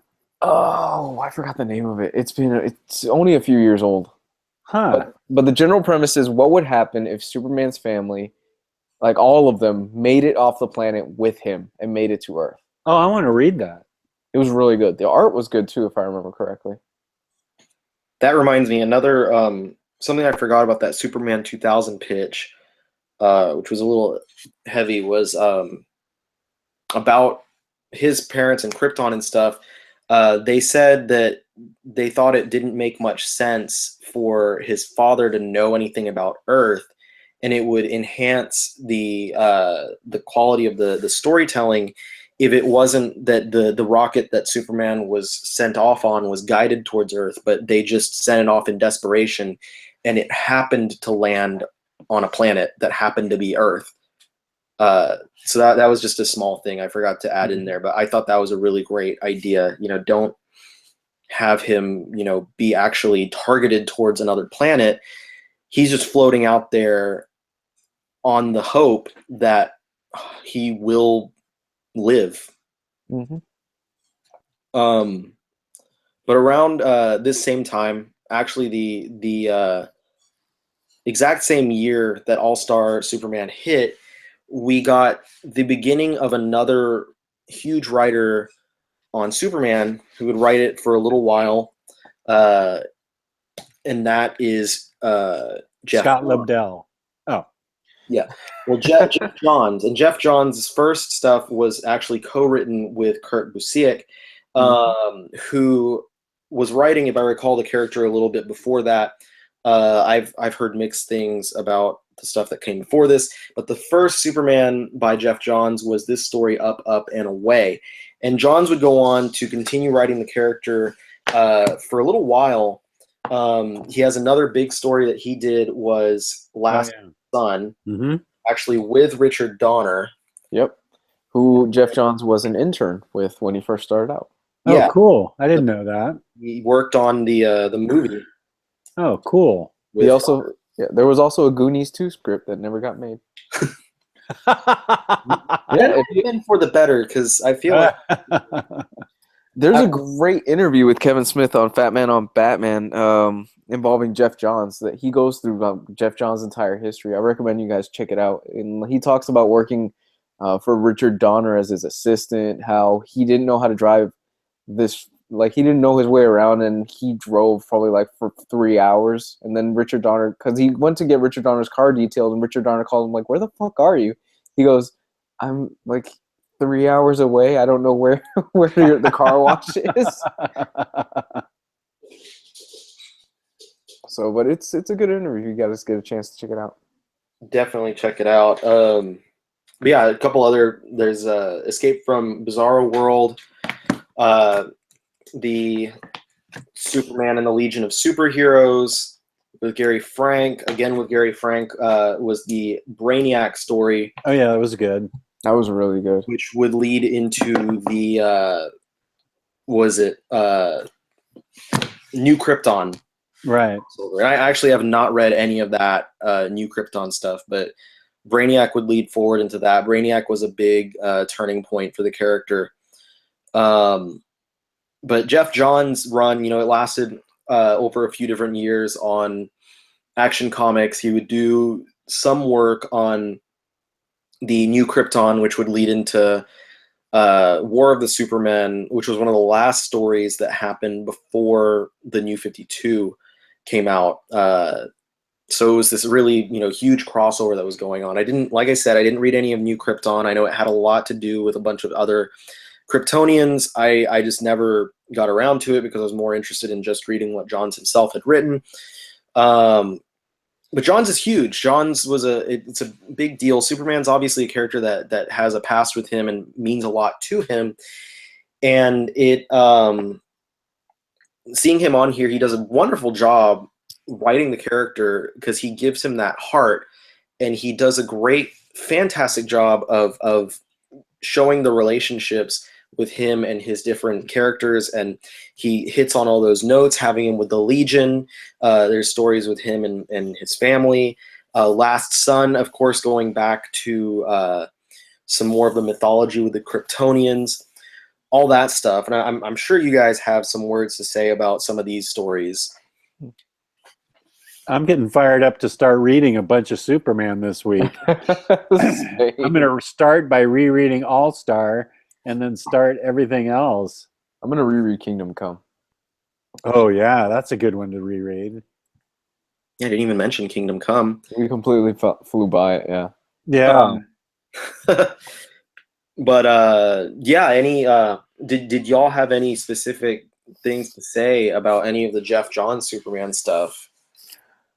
It's been so long since I've read it, but yeah. I remember it being really brilliant. Like I was all for it. And the stuff with if I remember correctly, the Richard Donner stuff specifically, the artist in it drew it like if it was Reeves. Christopher Reeves. He drew it, if I'm not mistaken, like the appearance is pretty close to Christopher Reeves, and I was like, this feels kind of like a natural continuation of those classic films.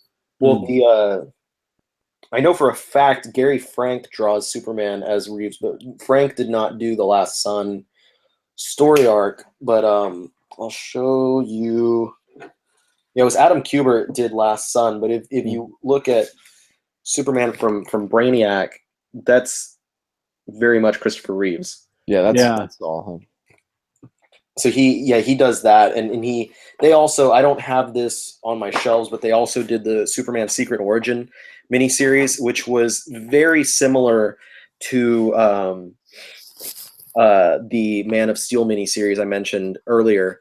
in that it runs through his history and sets up a lot of those characters and stuff. And that was a really good little mini series. And Gary Frank, I think, is kind of the Superman artist. Like, he's one of the people that I believe was born to draw that character. Between him and Quietly, I think they're my favorite Superman artists that I've seen. And probably Patrick Gleason as well with his new stuff. But that after all of Johns' stuff, and we get into, like I said, the New Krypton crossover, War of the Supermen, that brings us to around the time at DC where Blackest Night was happening. And so a lot of things were huge bombastic stories, and they started toning it down a little bit, bringing it back down to earth. And we would see two roughly year-long stories happen for Superman and for Action Comics. In Action Comics, and I believe I mentioned this in another video, was the Black Ring storyline, which actually follows Lex Luthor. Oh, right. Because in the events of Blackest Night, Lex Luthor got a taste of the power ring. He got an orange ring, as the cover here suggests, and he is just thirsty for more. So this storyline shows him as he kind of journeys around the globe searching for stuff so he can get a black ring. And it's a really great story from Paul Cornell. The ending was a little bit quick for my taste, but overall, really, really well done story. That after that, Paul Cornell did some bullshit Doomsday storyline that I read a couple issues of. But the other story that was going on was J. Michael Straczynski came on to both Superman and Wonder Woman. And on Superman, he was writing a story called Grounded, where Superman decided that he was going to walk across the country. I thought that was a great storyline. I really enjoyed that. I read a few issues of it, and I really liked the first issue, but I got kind of weary of it after a while, and I never finished it. And if I recall, JMS never finished it either because he was replaced by other writers to finish the stories off. That led right up into New 52, right? Exactly. Grounded? Exactly. So that wrapped up, and by the time that was done, we were seeing Flashpoint come out, and Flashpoint had their very own version of Superman, which was this just tiny, weak dude. Yeah, I thought that was a cool treatment of him. Yeah, weird. I think wasn't it? They locked him up as an experiment. He was so deprived of the sunlight and everything. Yeah. So that was an interesting little version of Superman that Scott Snyder wrote or co-wrote the miniseries of Flashpoint Superman. Really? Yeah.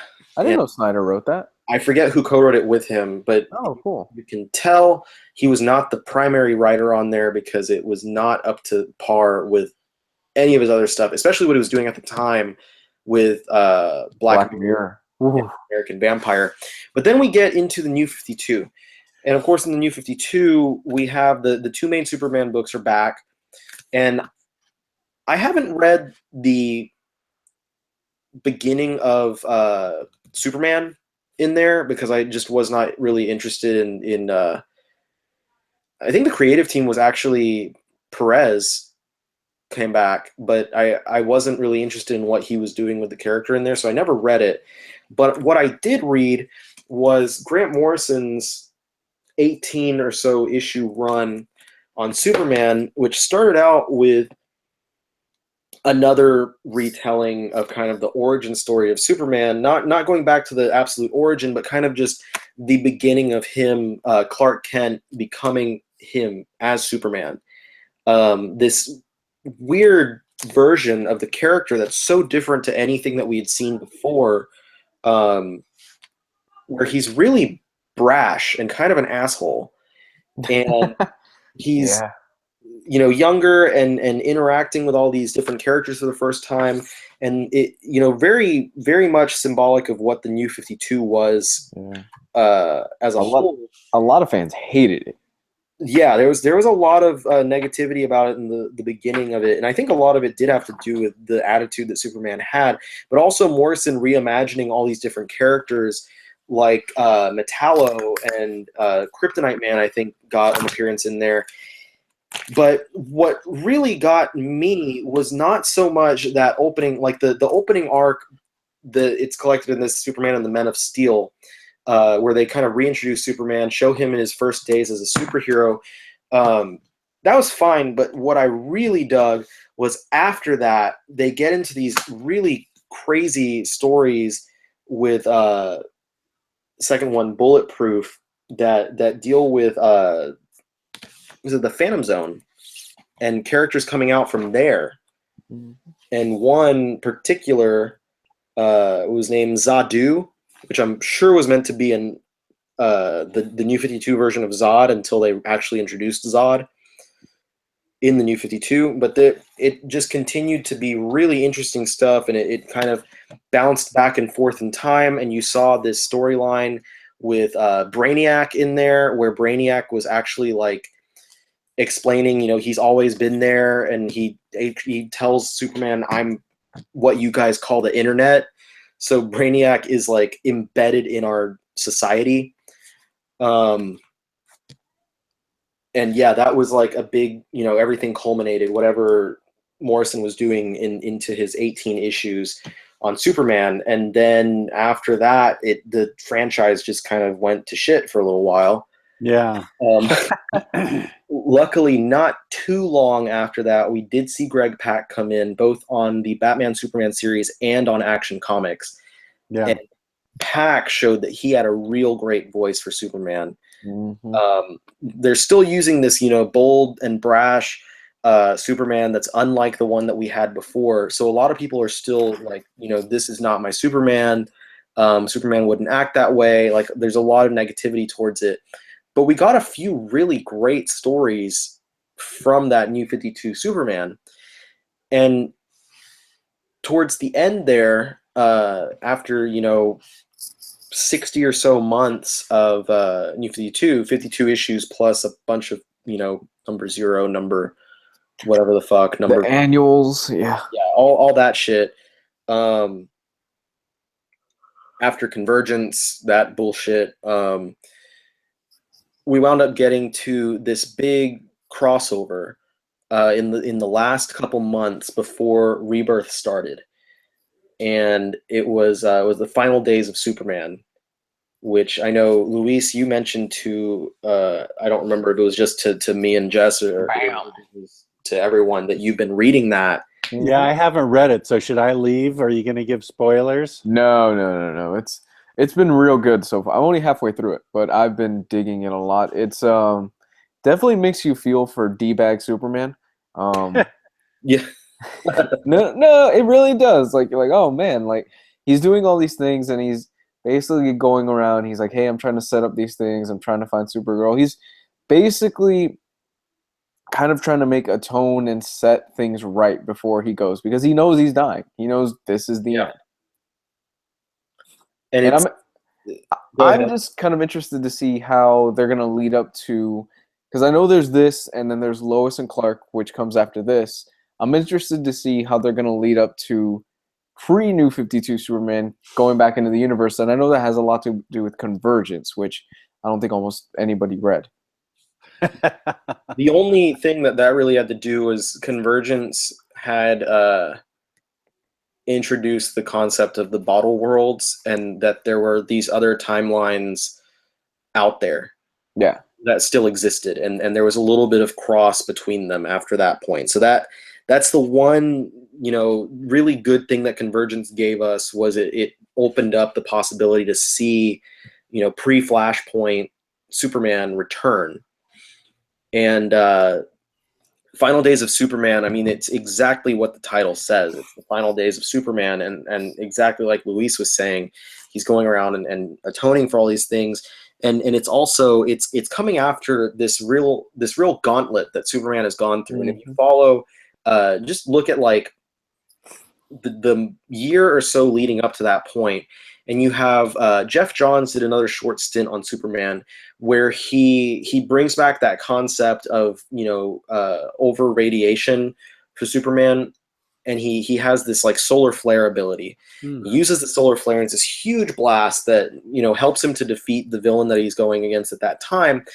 But it also just drains his cells and takes away all of his powers for a while, and you get sent into this storyline that it's meant to last not too long. I believe it was like a day or something, of him just going around without powers, and he's actually like using his cape to wrap his knuckles in so he can fight people that approach him, because the cape is actually stronger than his skin at this point. So it was this kind of interesting storyline that led into that, and so he's finally back. He's finally got his powers back by the time the final days of Superman has come around, and you get to see him interacting with all these different characters, and there's this other thing that's out there. And one of my favorite things about it is the story actually has reference to the Sand Superman. Oh, okay, good. So that was really interesting to me, and it leads into. Sorry, I'm trying to readjust my butt here. I've Let got. me help you then. I've got. Am I echoing? Yeah, that's you, Jess. What do I do? Do I got to sign out and then sign back in? No. I There you don't. go. I think you're good. You're good. What? Okay. That leads us directly into Rebirth, which, I mean, it's out there now, so it's not much spoiler, but Rebirth now gives us not original, but like pre-Flashpoint Superman back instead of D-bag Superman from two. But I will tell you that even if this story gets rid of that version of Superman, it sends him out on such a high note that you wind up being sad. Like, I'm just going to let you know that. Like, you're going to be sad to see him go. But we get now the Rebirth era. If anything has come from Rebirth, it's been the rebirth of Superman stories. Yeah. And it has given us fantastic stories with the return of pre-Flashpoint Superman, who is kind of reluctant to come out because he's kind of been in hiding. And he's reluctant to come out, but he comes out and he takes on the role of Superman. But now in the Flashpoint universe, everyone knows what has happened. Everyone's seen this happen. And you have all these people, just like back in Death and Return of Superman, popping up and deciding that they're going to kind of take his place. This time, one of those people is actually Lex Luthor, who's wearing a power armor that is now, instead of purple and green, it's blue and red with a big S emblem on it. And he's like, yeah, I'm your new Superman, Metropolis. But all of a sudden, Superman shows up, and he's like, what? You died. What? Like, we all watched it happen. And you see these other characters like New 52 Lois Lane reacting to that as well. And she's like, wait a second, but what? And that's the big ongoing crux of the Rebirth stories, is that reaction to, where does this guy come from? He's not the real Superman. Who is this guy? And one of the big things about Rebirth is meant to be the memories coming back to some characters of everything that came before, the things that were erased from their past. And you're starting to get these characters that are remembering things, and he's one of those big cruxes, him and Wally West, returning those memories to everyone in the universe.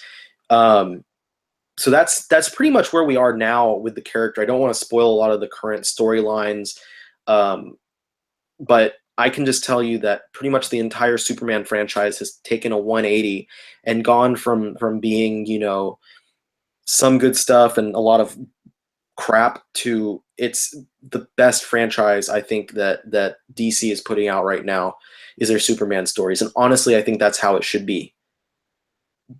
The Superman story should always be one of the strongest things that the publisher has out.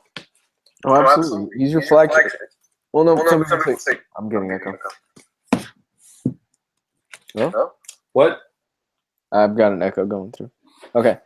But I agree, absolutely. He's one of your flagship characters, if not your flagship character. I know they'll say Batman is, but I would say more people want to be Superman as a kid. I think we all have that memory as a kid of putting on the towel, around our neck and just running around the living room or something like that, going wee, pretend like you can fly. It's as a kid, I always wanted to be more Superman than Batman. That was just me. Like you said, I love what they're doing with the character now. I've read a few issues of the Rebirth stuff. I love it. I have not read the Action Comics run yet. I've just read Superman, so I don't know how the Action Comics stuff is, or if it ties in too much. But I'm super ecstatic about everything going on with Superman. It's good. That's the one with the Lex Luthor stuff more so, whereas the Superman focuses more on His son. Yeah, it's about him and his relationship with his son, which I think Tomasi has proven that that's something that he enjoys writing about and is good at writing about, is the father-son relationships, because he focused on that back with Batman and Robin. And it's really interesting to see the development of this character of was it Jonathan is his son's name? Yeah. Now and who's writing that Action Comics? that is from Dan Jurgens. That's Jurgens. Who Okay. wrote the Lois and Clark mini. Okay. I think that's the best thing Dan Jurgens has ever written. Yeah, he's really gotten kind of a return to form, except better than he had written back in like the 80s. I totally agree with that. I used to not like him, and I loved Lois and Clark. I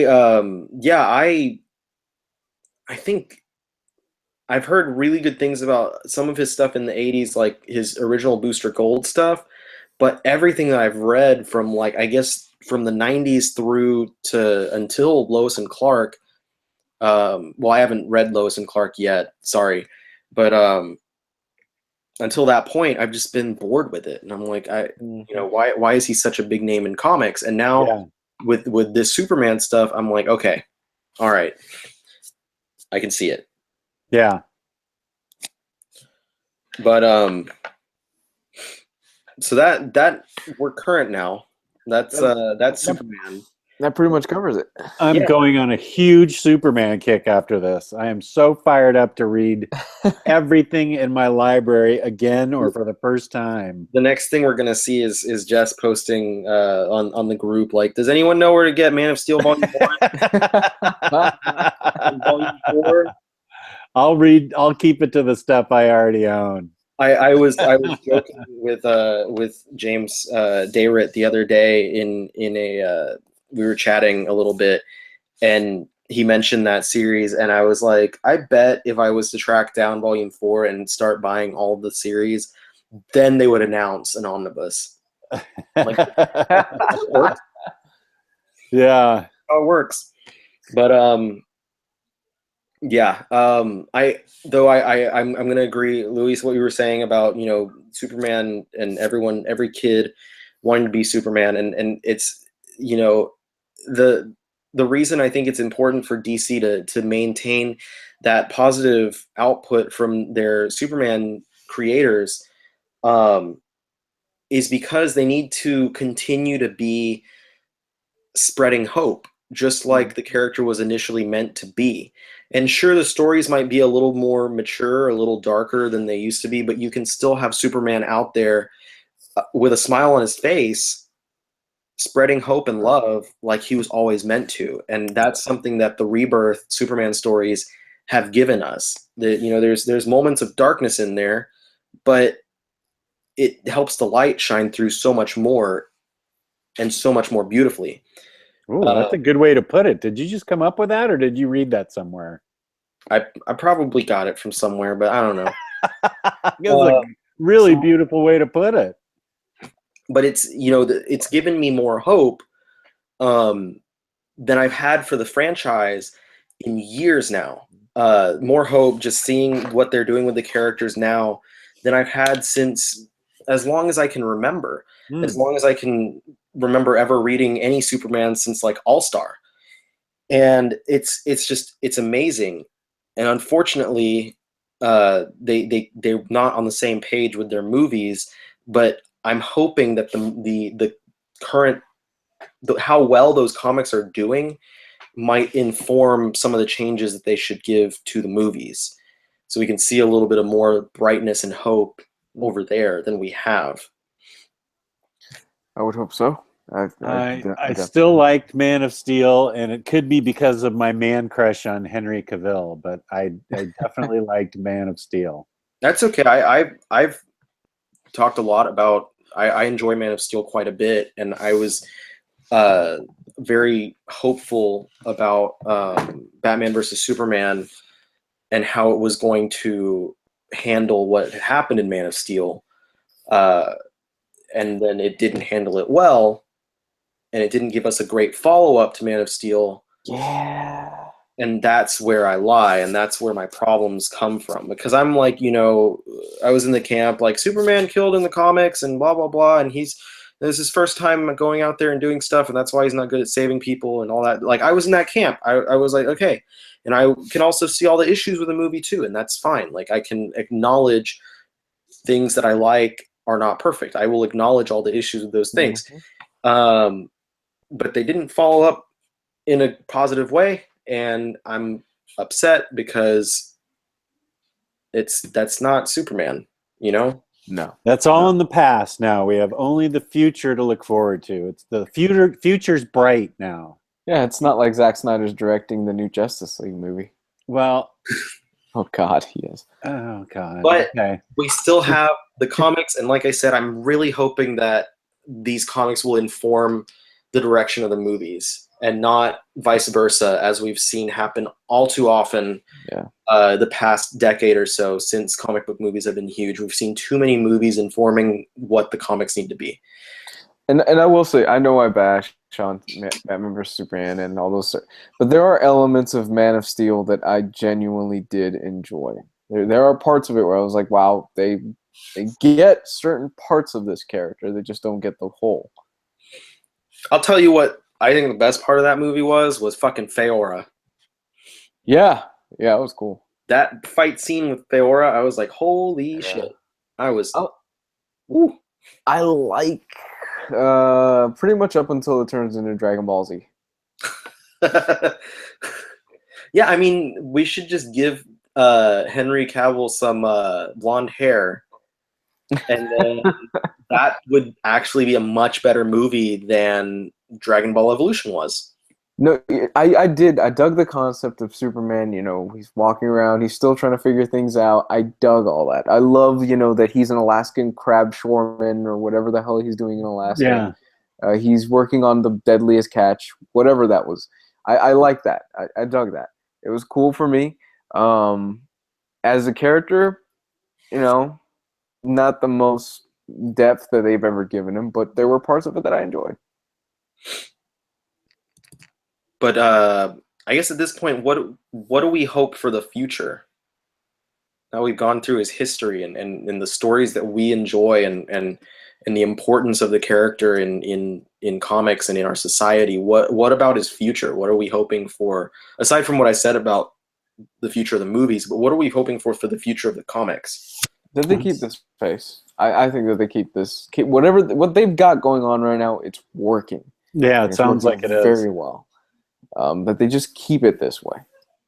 Yeah, I agree. It sounds like it is headed in the right direction. Any characters y'all are hoping to see back now that we have Rebirth set up? I want to see a Batmite issue. I know it has nothing to do with Superman. Just all Batmite. Batmite? All Batmite all the time. Yeah, I love Bat. Well, I used to love Mixius Pitlick, so I wouldn't mind seeing Mr. Mixius Pitlick. And he had a really interesting version in Morrison's... I forgot to mention that, in Morrison's Action Comics. A really weird interpretation of him in there. Mm-hmm. I'm hoping, like y'all said, I hope they continue in the same direction, moving forward to greater and better things, even better than what we have now, as hard as that might be to believe. And I'm hoping... because there's a lot of, it looks like a lot of interesting storylines coming up. Right now, they're doing kind of a follow-up to Multiversity. Mm-hmm. Going forward, they're going to do something, I think Superman Reborn is a new story arc coming out, so that should be interesting. I I just want to see more of Peter Tomasi doing what he's been doing with Patrick Gleason and whatever other artist that comes on there. And I don't ever want to see them leave. And if they do, or when they do wind up leaving the series and the franchise, I hope that DC continues to find people that know the most important aspects of this character and continue to give us these hopeful and bright stories that will inspire us every time we read the issue to want to be a better person rather than sit there and, be glum. Turn into the Plutonian. Yeah. So what we're saying is, kids, sell all your Valiant stock and jump on the Superman train right now. That's right. Big Blue Boy Scout. There's a really great run of Superman during the New 52 by Scott Lobdell. Crossover called Hell on Earth. Oh, yeah. It's a fire sale, kids. Everything's Superman. That I really recommend that one. Hell on Earth. So yeah, go buy it, and then we're not making any money off of this, I swear. It was supposed to be sarcastic, but at the same time, it's also true. Yeah. I did love Valiant when owes us- Supergirl became a Red Lantern. I did love that. That was really fun. That was a fun little concept. Yeah. Valiant I totally owes us enjoyed so that. much money. Valiant owes us so much money. Yeah, yeah. I agree with that one. I mean, Speaking come of on. Valiant, We cleaned out in-stock trades for them. yeah, they ran out of stock for a second. I actually emailed them an apology.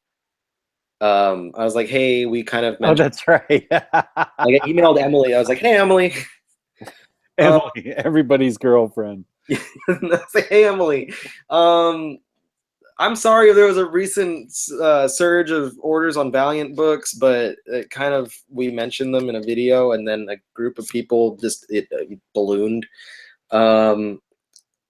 It was a domino effect for sure on that one. Like, it's like one person said something, and then it just like.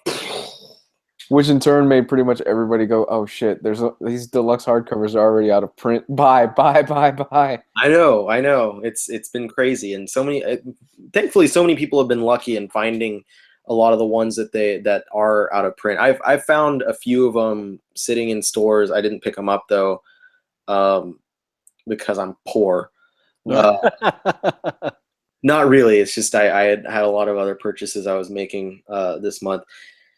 But yeah, but speaking of Valiant, I was going to say I bet I know one book that a lot of people ordered last week or this week was Matt Kint's Ninjak hardcover. Ooh, yeah, I did order that. I need to order it before it's too late.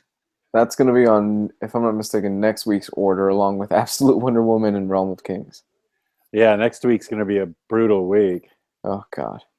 I know 3 of the big books I'm getting, because I'm not going to grab that Silver Age Daredevil. It's just not really enticing to me.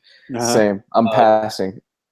I originally I planned on it just because by habit I'm like buy. Same. But I'm not gonna read that though. I know for a fact I won't. It's like you read my mind. I went through the same thing. I was like, I want to buy it because I love Daredevil and everything, but I snapped too. I was like, I'm never gonna get to it. It's just gonna sit on my shelf. So, and I'm not gonna want to read it because it's early Stan Lee stuff. And other than this Fantastic Four, I'm not really a fan of early Stan Lee stuff. This Fantastic Four and Spider-Man, that's about it. Yeah. No, I feel you on that. So yeah, I decided no on that, but the other, because there's like 4 huge books, and the other 3 I am getting, Wonder Woman, Realm of Kings, and what was the other one? Alpha Flight? Oh my God, how did I forget that? Alpha Flight, the Canadian X-Men. So I have to get that.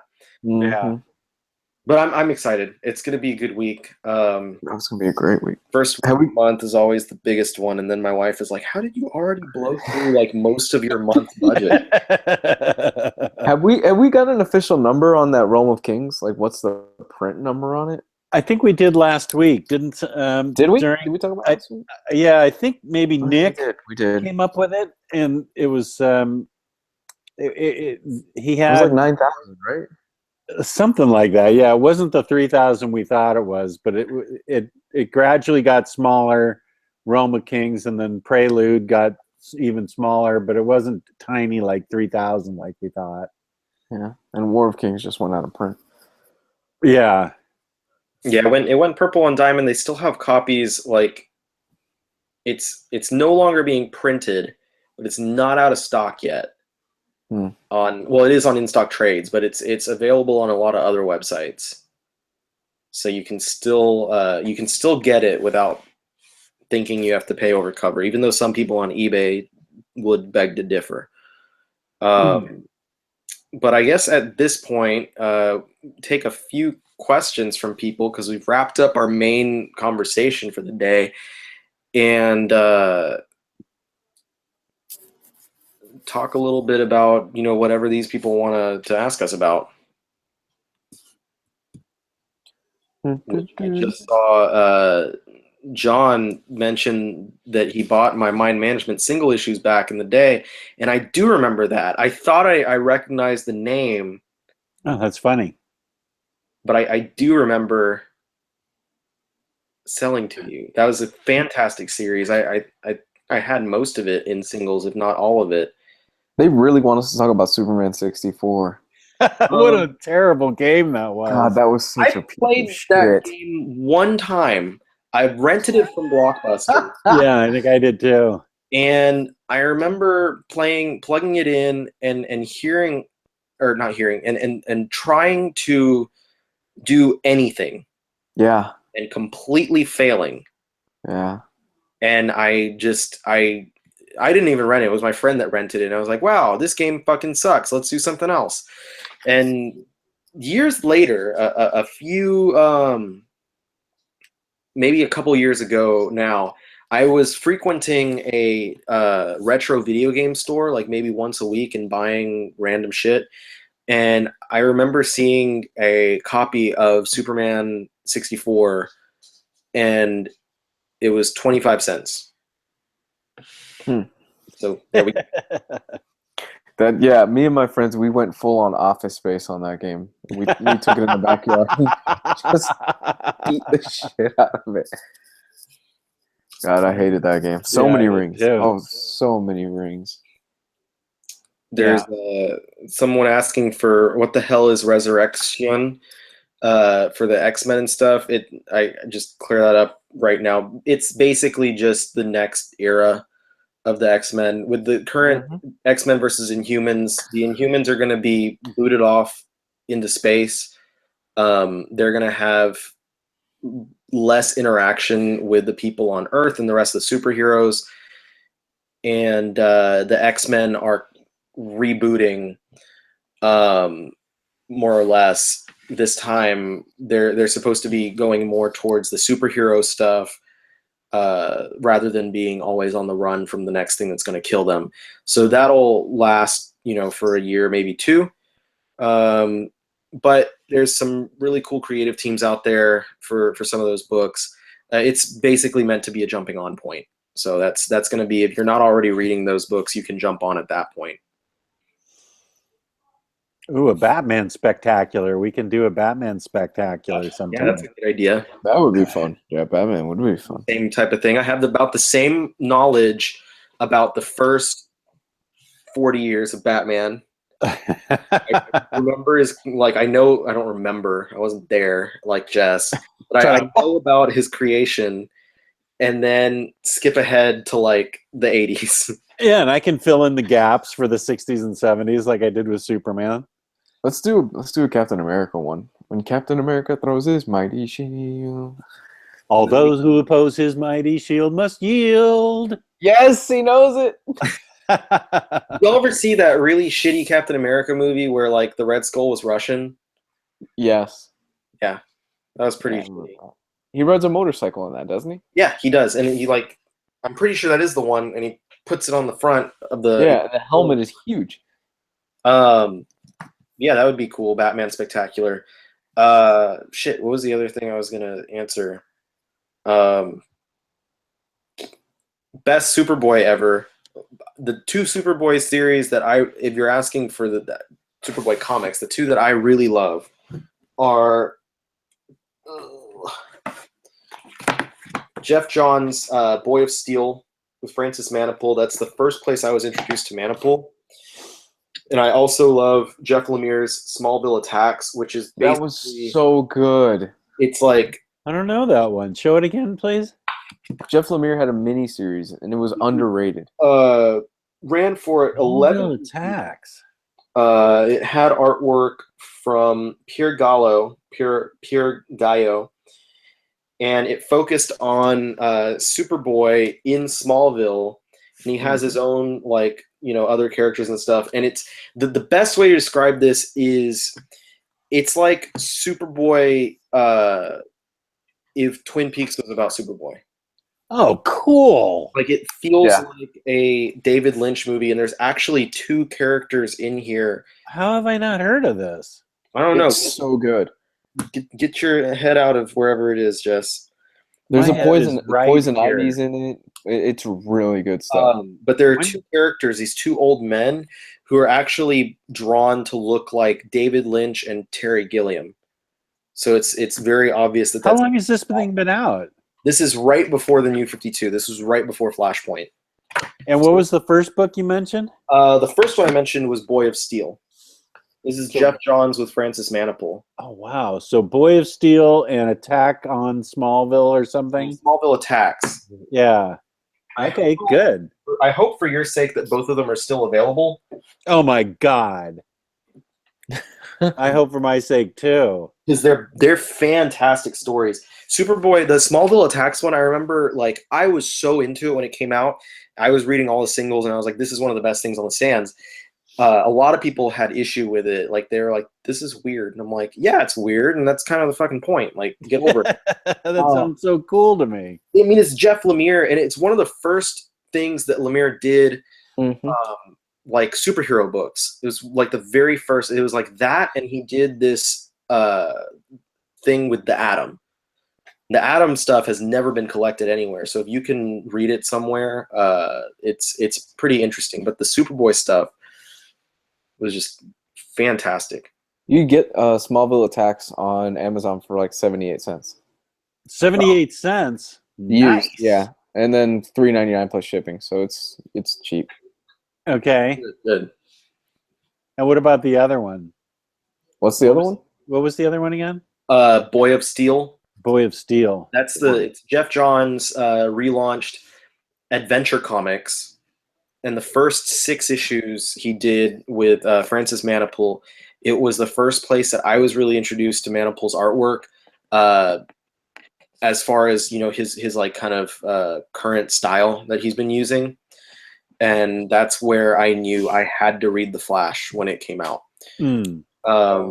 Really good story, really, really great stuff with Lex Luthor that really made me clench my fist and want to punch him in the face. I gotta go for 1 second. I'll be right back. Boy of Steel, you can get the hardcover for $15 used, and the paperback brand new is $15. But they're sold out on Amazon, so you got to go through third-party sellers.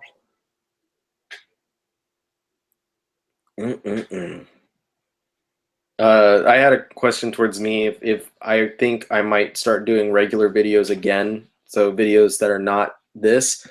I would need to have someone do all of my editing for me.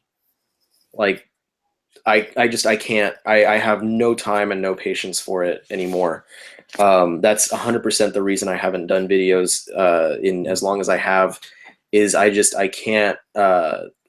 I work too long of hours and I don't have enough patience for it.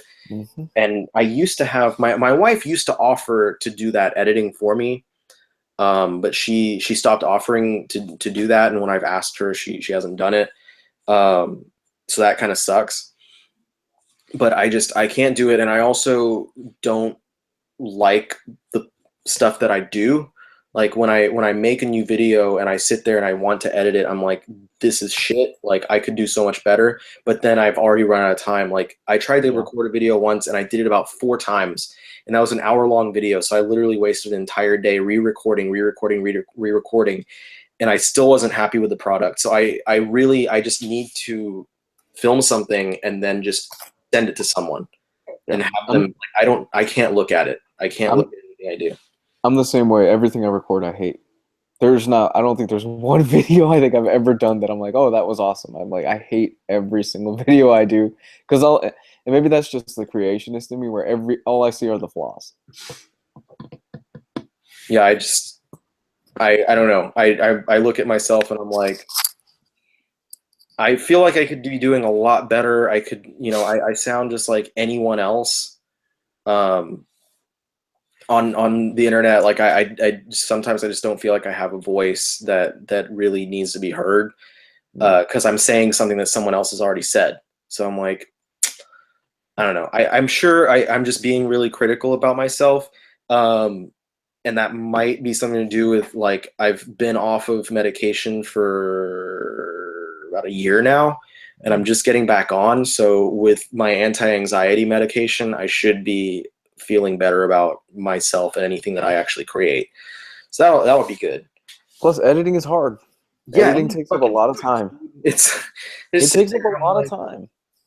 I'm like, nope, take that out, and you have to like go back like 50 times to do that. Yeah, I front load everything I do on Sundays, and I wake up around probably 7 in the morning. I don't get done until like me and Jess do the news show around 8 o'clock at night.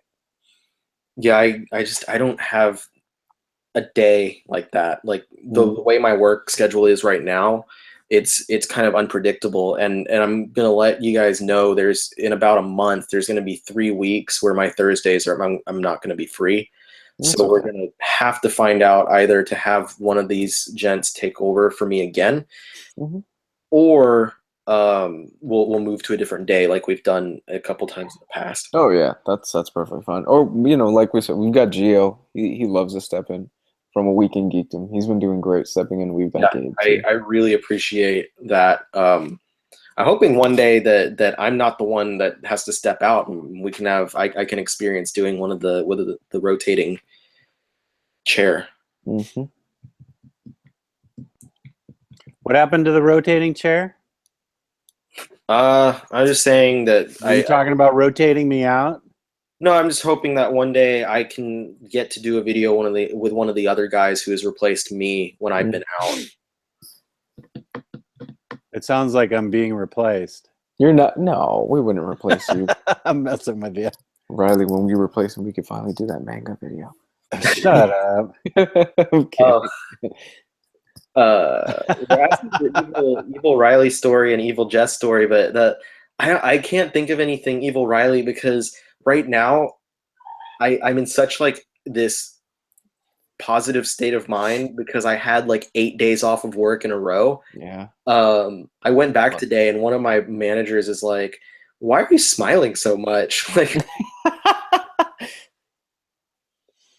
so people are demanding that we bring the intern on. Bring Nick. Oh, Nick. Yeah, some people have been asking, when are we going to bring Nick on? I heard he has no filter whatsoever, according to his old high school roommate. I've heard that too. Well, that should be good. Yeah, he'd be a natural. Oh, and then another question directed at me and my lack of videos would be about my X-Men readathon. So I reached a point where I didn't feel like reading any of the classic stuff anymore when I got after Inferno, and I was just like, I need to start reading modern stuff again because I was basically not reading anything but X-Men. And I was like, I keep buying these books and I want to read these other books, but I keep not reading them. So I decided to start skipping around. So I've skipped around in my readathon, and instead of going into the Claremont Lee stuff and into the 90s stuff. I went forward into some of the later, like 2000 stuff, some of the other mini series and side series, and gave myself the ability to start reading other books. And at some point when I feel like I'm in the right place, I'm going to go back and start again from where I stopped and then go forward again. So we'll see what happens with that. But if there's any request for any specific X-Men series for us to talk about, for me to talk about on one of these shows, I'm happy to take it, because I can read that, talk about it, whatever y'all want to see from that. I'm going to do a Superman readathon after this. And you starting from the Golden Age all the way through. All 900 plus issues, almost 1,000 issues of Action Comics. He's going to report back to us next week. I made it through the Golden Age. I'm in the Silver Age. Man, Golden Age Superman. Good stuff. Anything else that y'all want to answer before we head out here? I'm good. It's getting late for me. Yeah, I never even ate dinner, so I need to go. Oh, yeah. I need to go. I can tell an Evil Jess story. It'll be real quick. I'm pretty sure my wife is. I don't think my wife is around, but I figured out how I'm going to do. How I'm going to do Red Sonja, who's still in the box. I got the Red Sonja sideshow, like premium exclusive. I don't know why I did it, but I don't know why I did it. But I'm going to use what's known as the John Hahn protocol, where I'm going to pretend that 12 of you guys on the Omnibus page got together and bought it for me and sent it to me as a surprise. And it's a good news, bad news things. Yeah, these guys were really great. They got it for me as a gift. But now I don't know where to put it, so that's how I'll deal with the blowback there. These guys are just too generous. They bought it for me as a gift, and now we've got to figure out a place to put it. So maybe it'll end up as the dining room table mantelpiece or something, the centerpiece. I don't know. So that's pretty evil, and I'm hoping she's not upstairs listening right now, because then I'm fucked. Yes. What the fuck? See, I'm fortunate enough now because of Patreon. I could write that stuff off on my taxes. So, yeah. Hooray for small businesses. I should do that shit too. We were just working on our taxes, and I wasn't liking what my return was looking like. Well, I can't do it this year. I could start, well, not last year, for last year's taxes. I could start doing it this year. For like cons and everything, I could write everything off. That'd be cool. You can write off your comic book purchases as long as you're reviewing them. Yeah. But I wasn't making any money off of it until this year. Like, this is the first time. You should still, I think you should be able to, because it's like establishing. Yeah. Like, I've talked to people who have like cooking channels, and when they start out, they're like, oh yeah, I write off all my ingredients and all my supplies and all that stuff. I think you should be able to. Before we get out of here, I just wanted to show everyone one of the things that I recently splurged on when I shouldn't have bought anything. And it's a toy. I went to a local shop and I saw this set for some Batman figures for my favorite Batman movie ever. Mask of the Phantasm. Oh, I need to see that movie. This is supposed to be great. Absolute favorite. So it was a 2-pack of the animated Batman and then the Phantasm, and I thought it was fantastic, little 2-pack. So I went ahead and grabbed that. We're getting pops of those. Oh yeah, I think I saw that. But that's it. That's all I have to say this time. All right. Anything else, guys? I'm good. Nope, I'm all set. All right. Well, that brings the close to another episode. I'm glad that, or I'm hoping that everyone enjoyed our little, take on Superman, our journey through his history, highlighting everything that we know, and our favorite stories. And I know we didn't get to some things like Birthright, unfortunately. Yeah. And Secret Identity. That one as well. That's another really good one. Yeah. But if y'all enjoyed this video, we can do more things like this later. I know someone already mentioned wanting to do Batman. We can totally do that. Jess can talk about how he hates Nightfall. Which I see like right next to your head right there. Yeah. I have the entire trilogy. I might go for the Omnibros whenever it comes out. But yeah, anyway, so maybe we'll do something like that. Maybe do other characters. I hopefully get it a little bit more organized next time, so we don't have so many gaps. I really should have studied up before I went into this, but well, I think we did fine. You guys are good at off the cuff stuff. I don't think there was any slow spots. I think it was good. Appreciate it. My worry is just more. I was like, damn it, I'm skipping like a whole decade of stories. I mean, the characters have been around for like 80 years. We're gonna have to miss something at one point. Yeah, that's true. No, but no, it was great. So thank you everyone for watching. We really do hope you enjoyed it. Let us know if you want us to do more of these and what characters we could do. And I guess on that, thank you both to Jess and Luis for joining us again this week. Next week, tune into Luis's channel at Hardcover Reviews. We'll have another video there. And before we go, where can they find you, gentlemen? They can find me as Jess Bragg on Riley's Facebook page, which is the Omnibus Collectors Comic Swap and Community. Did I get that right? You got it. Yes. Real quick, I want to mention that we're working really hard to take care of the constant influx of requests to join the group. Yeah.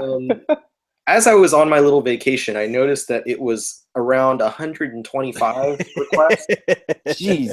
And today it's about 75. So I know that I did about 20 of those. Someone else has been whittling away as well.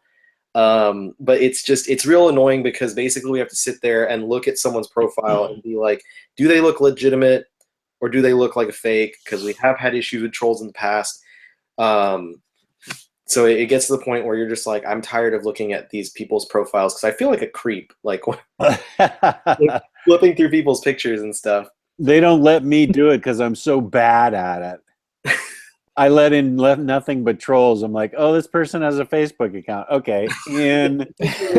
That's usually me and Lewis that do it. But I think Lewis also denies a lot of people that are legitimate. Not this one. Not this Lewis. Not you. Right now, Lewis McGregor. Ugly McGregor. Ugly. That's his YouTube channel. Oh, is that right? It's called Ugly McGregor? Ugly McGregor, and he does film stuff.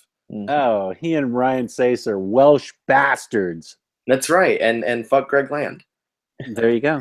And then before we get off topic, Luis, where can they find you?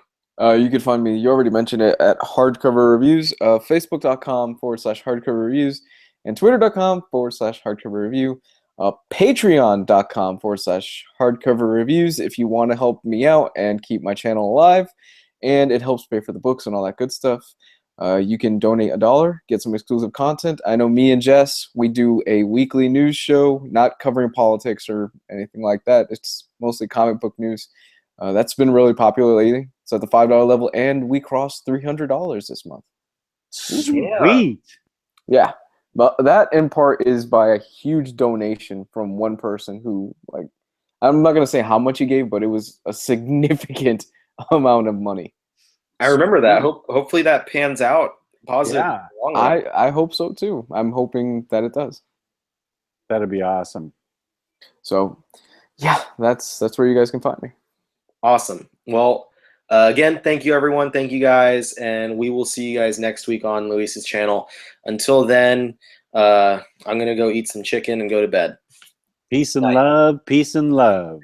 Good night, everyone. Good night.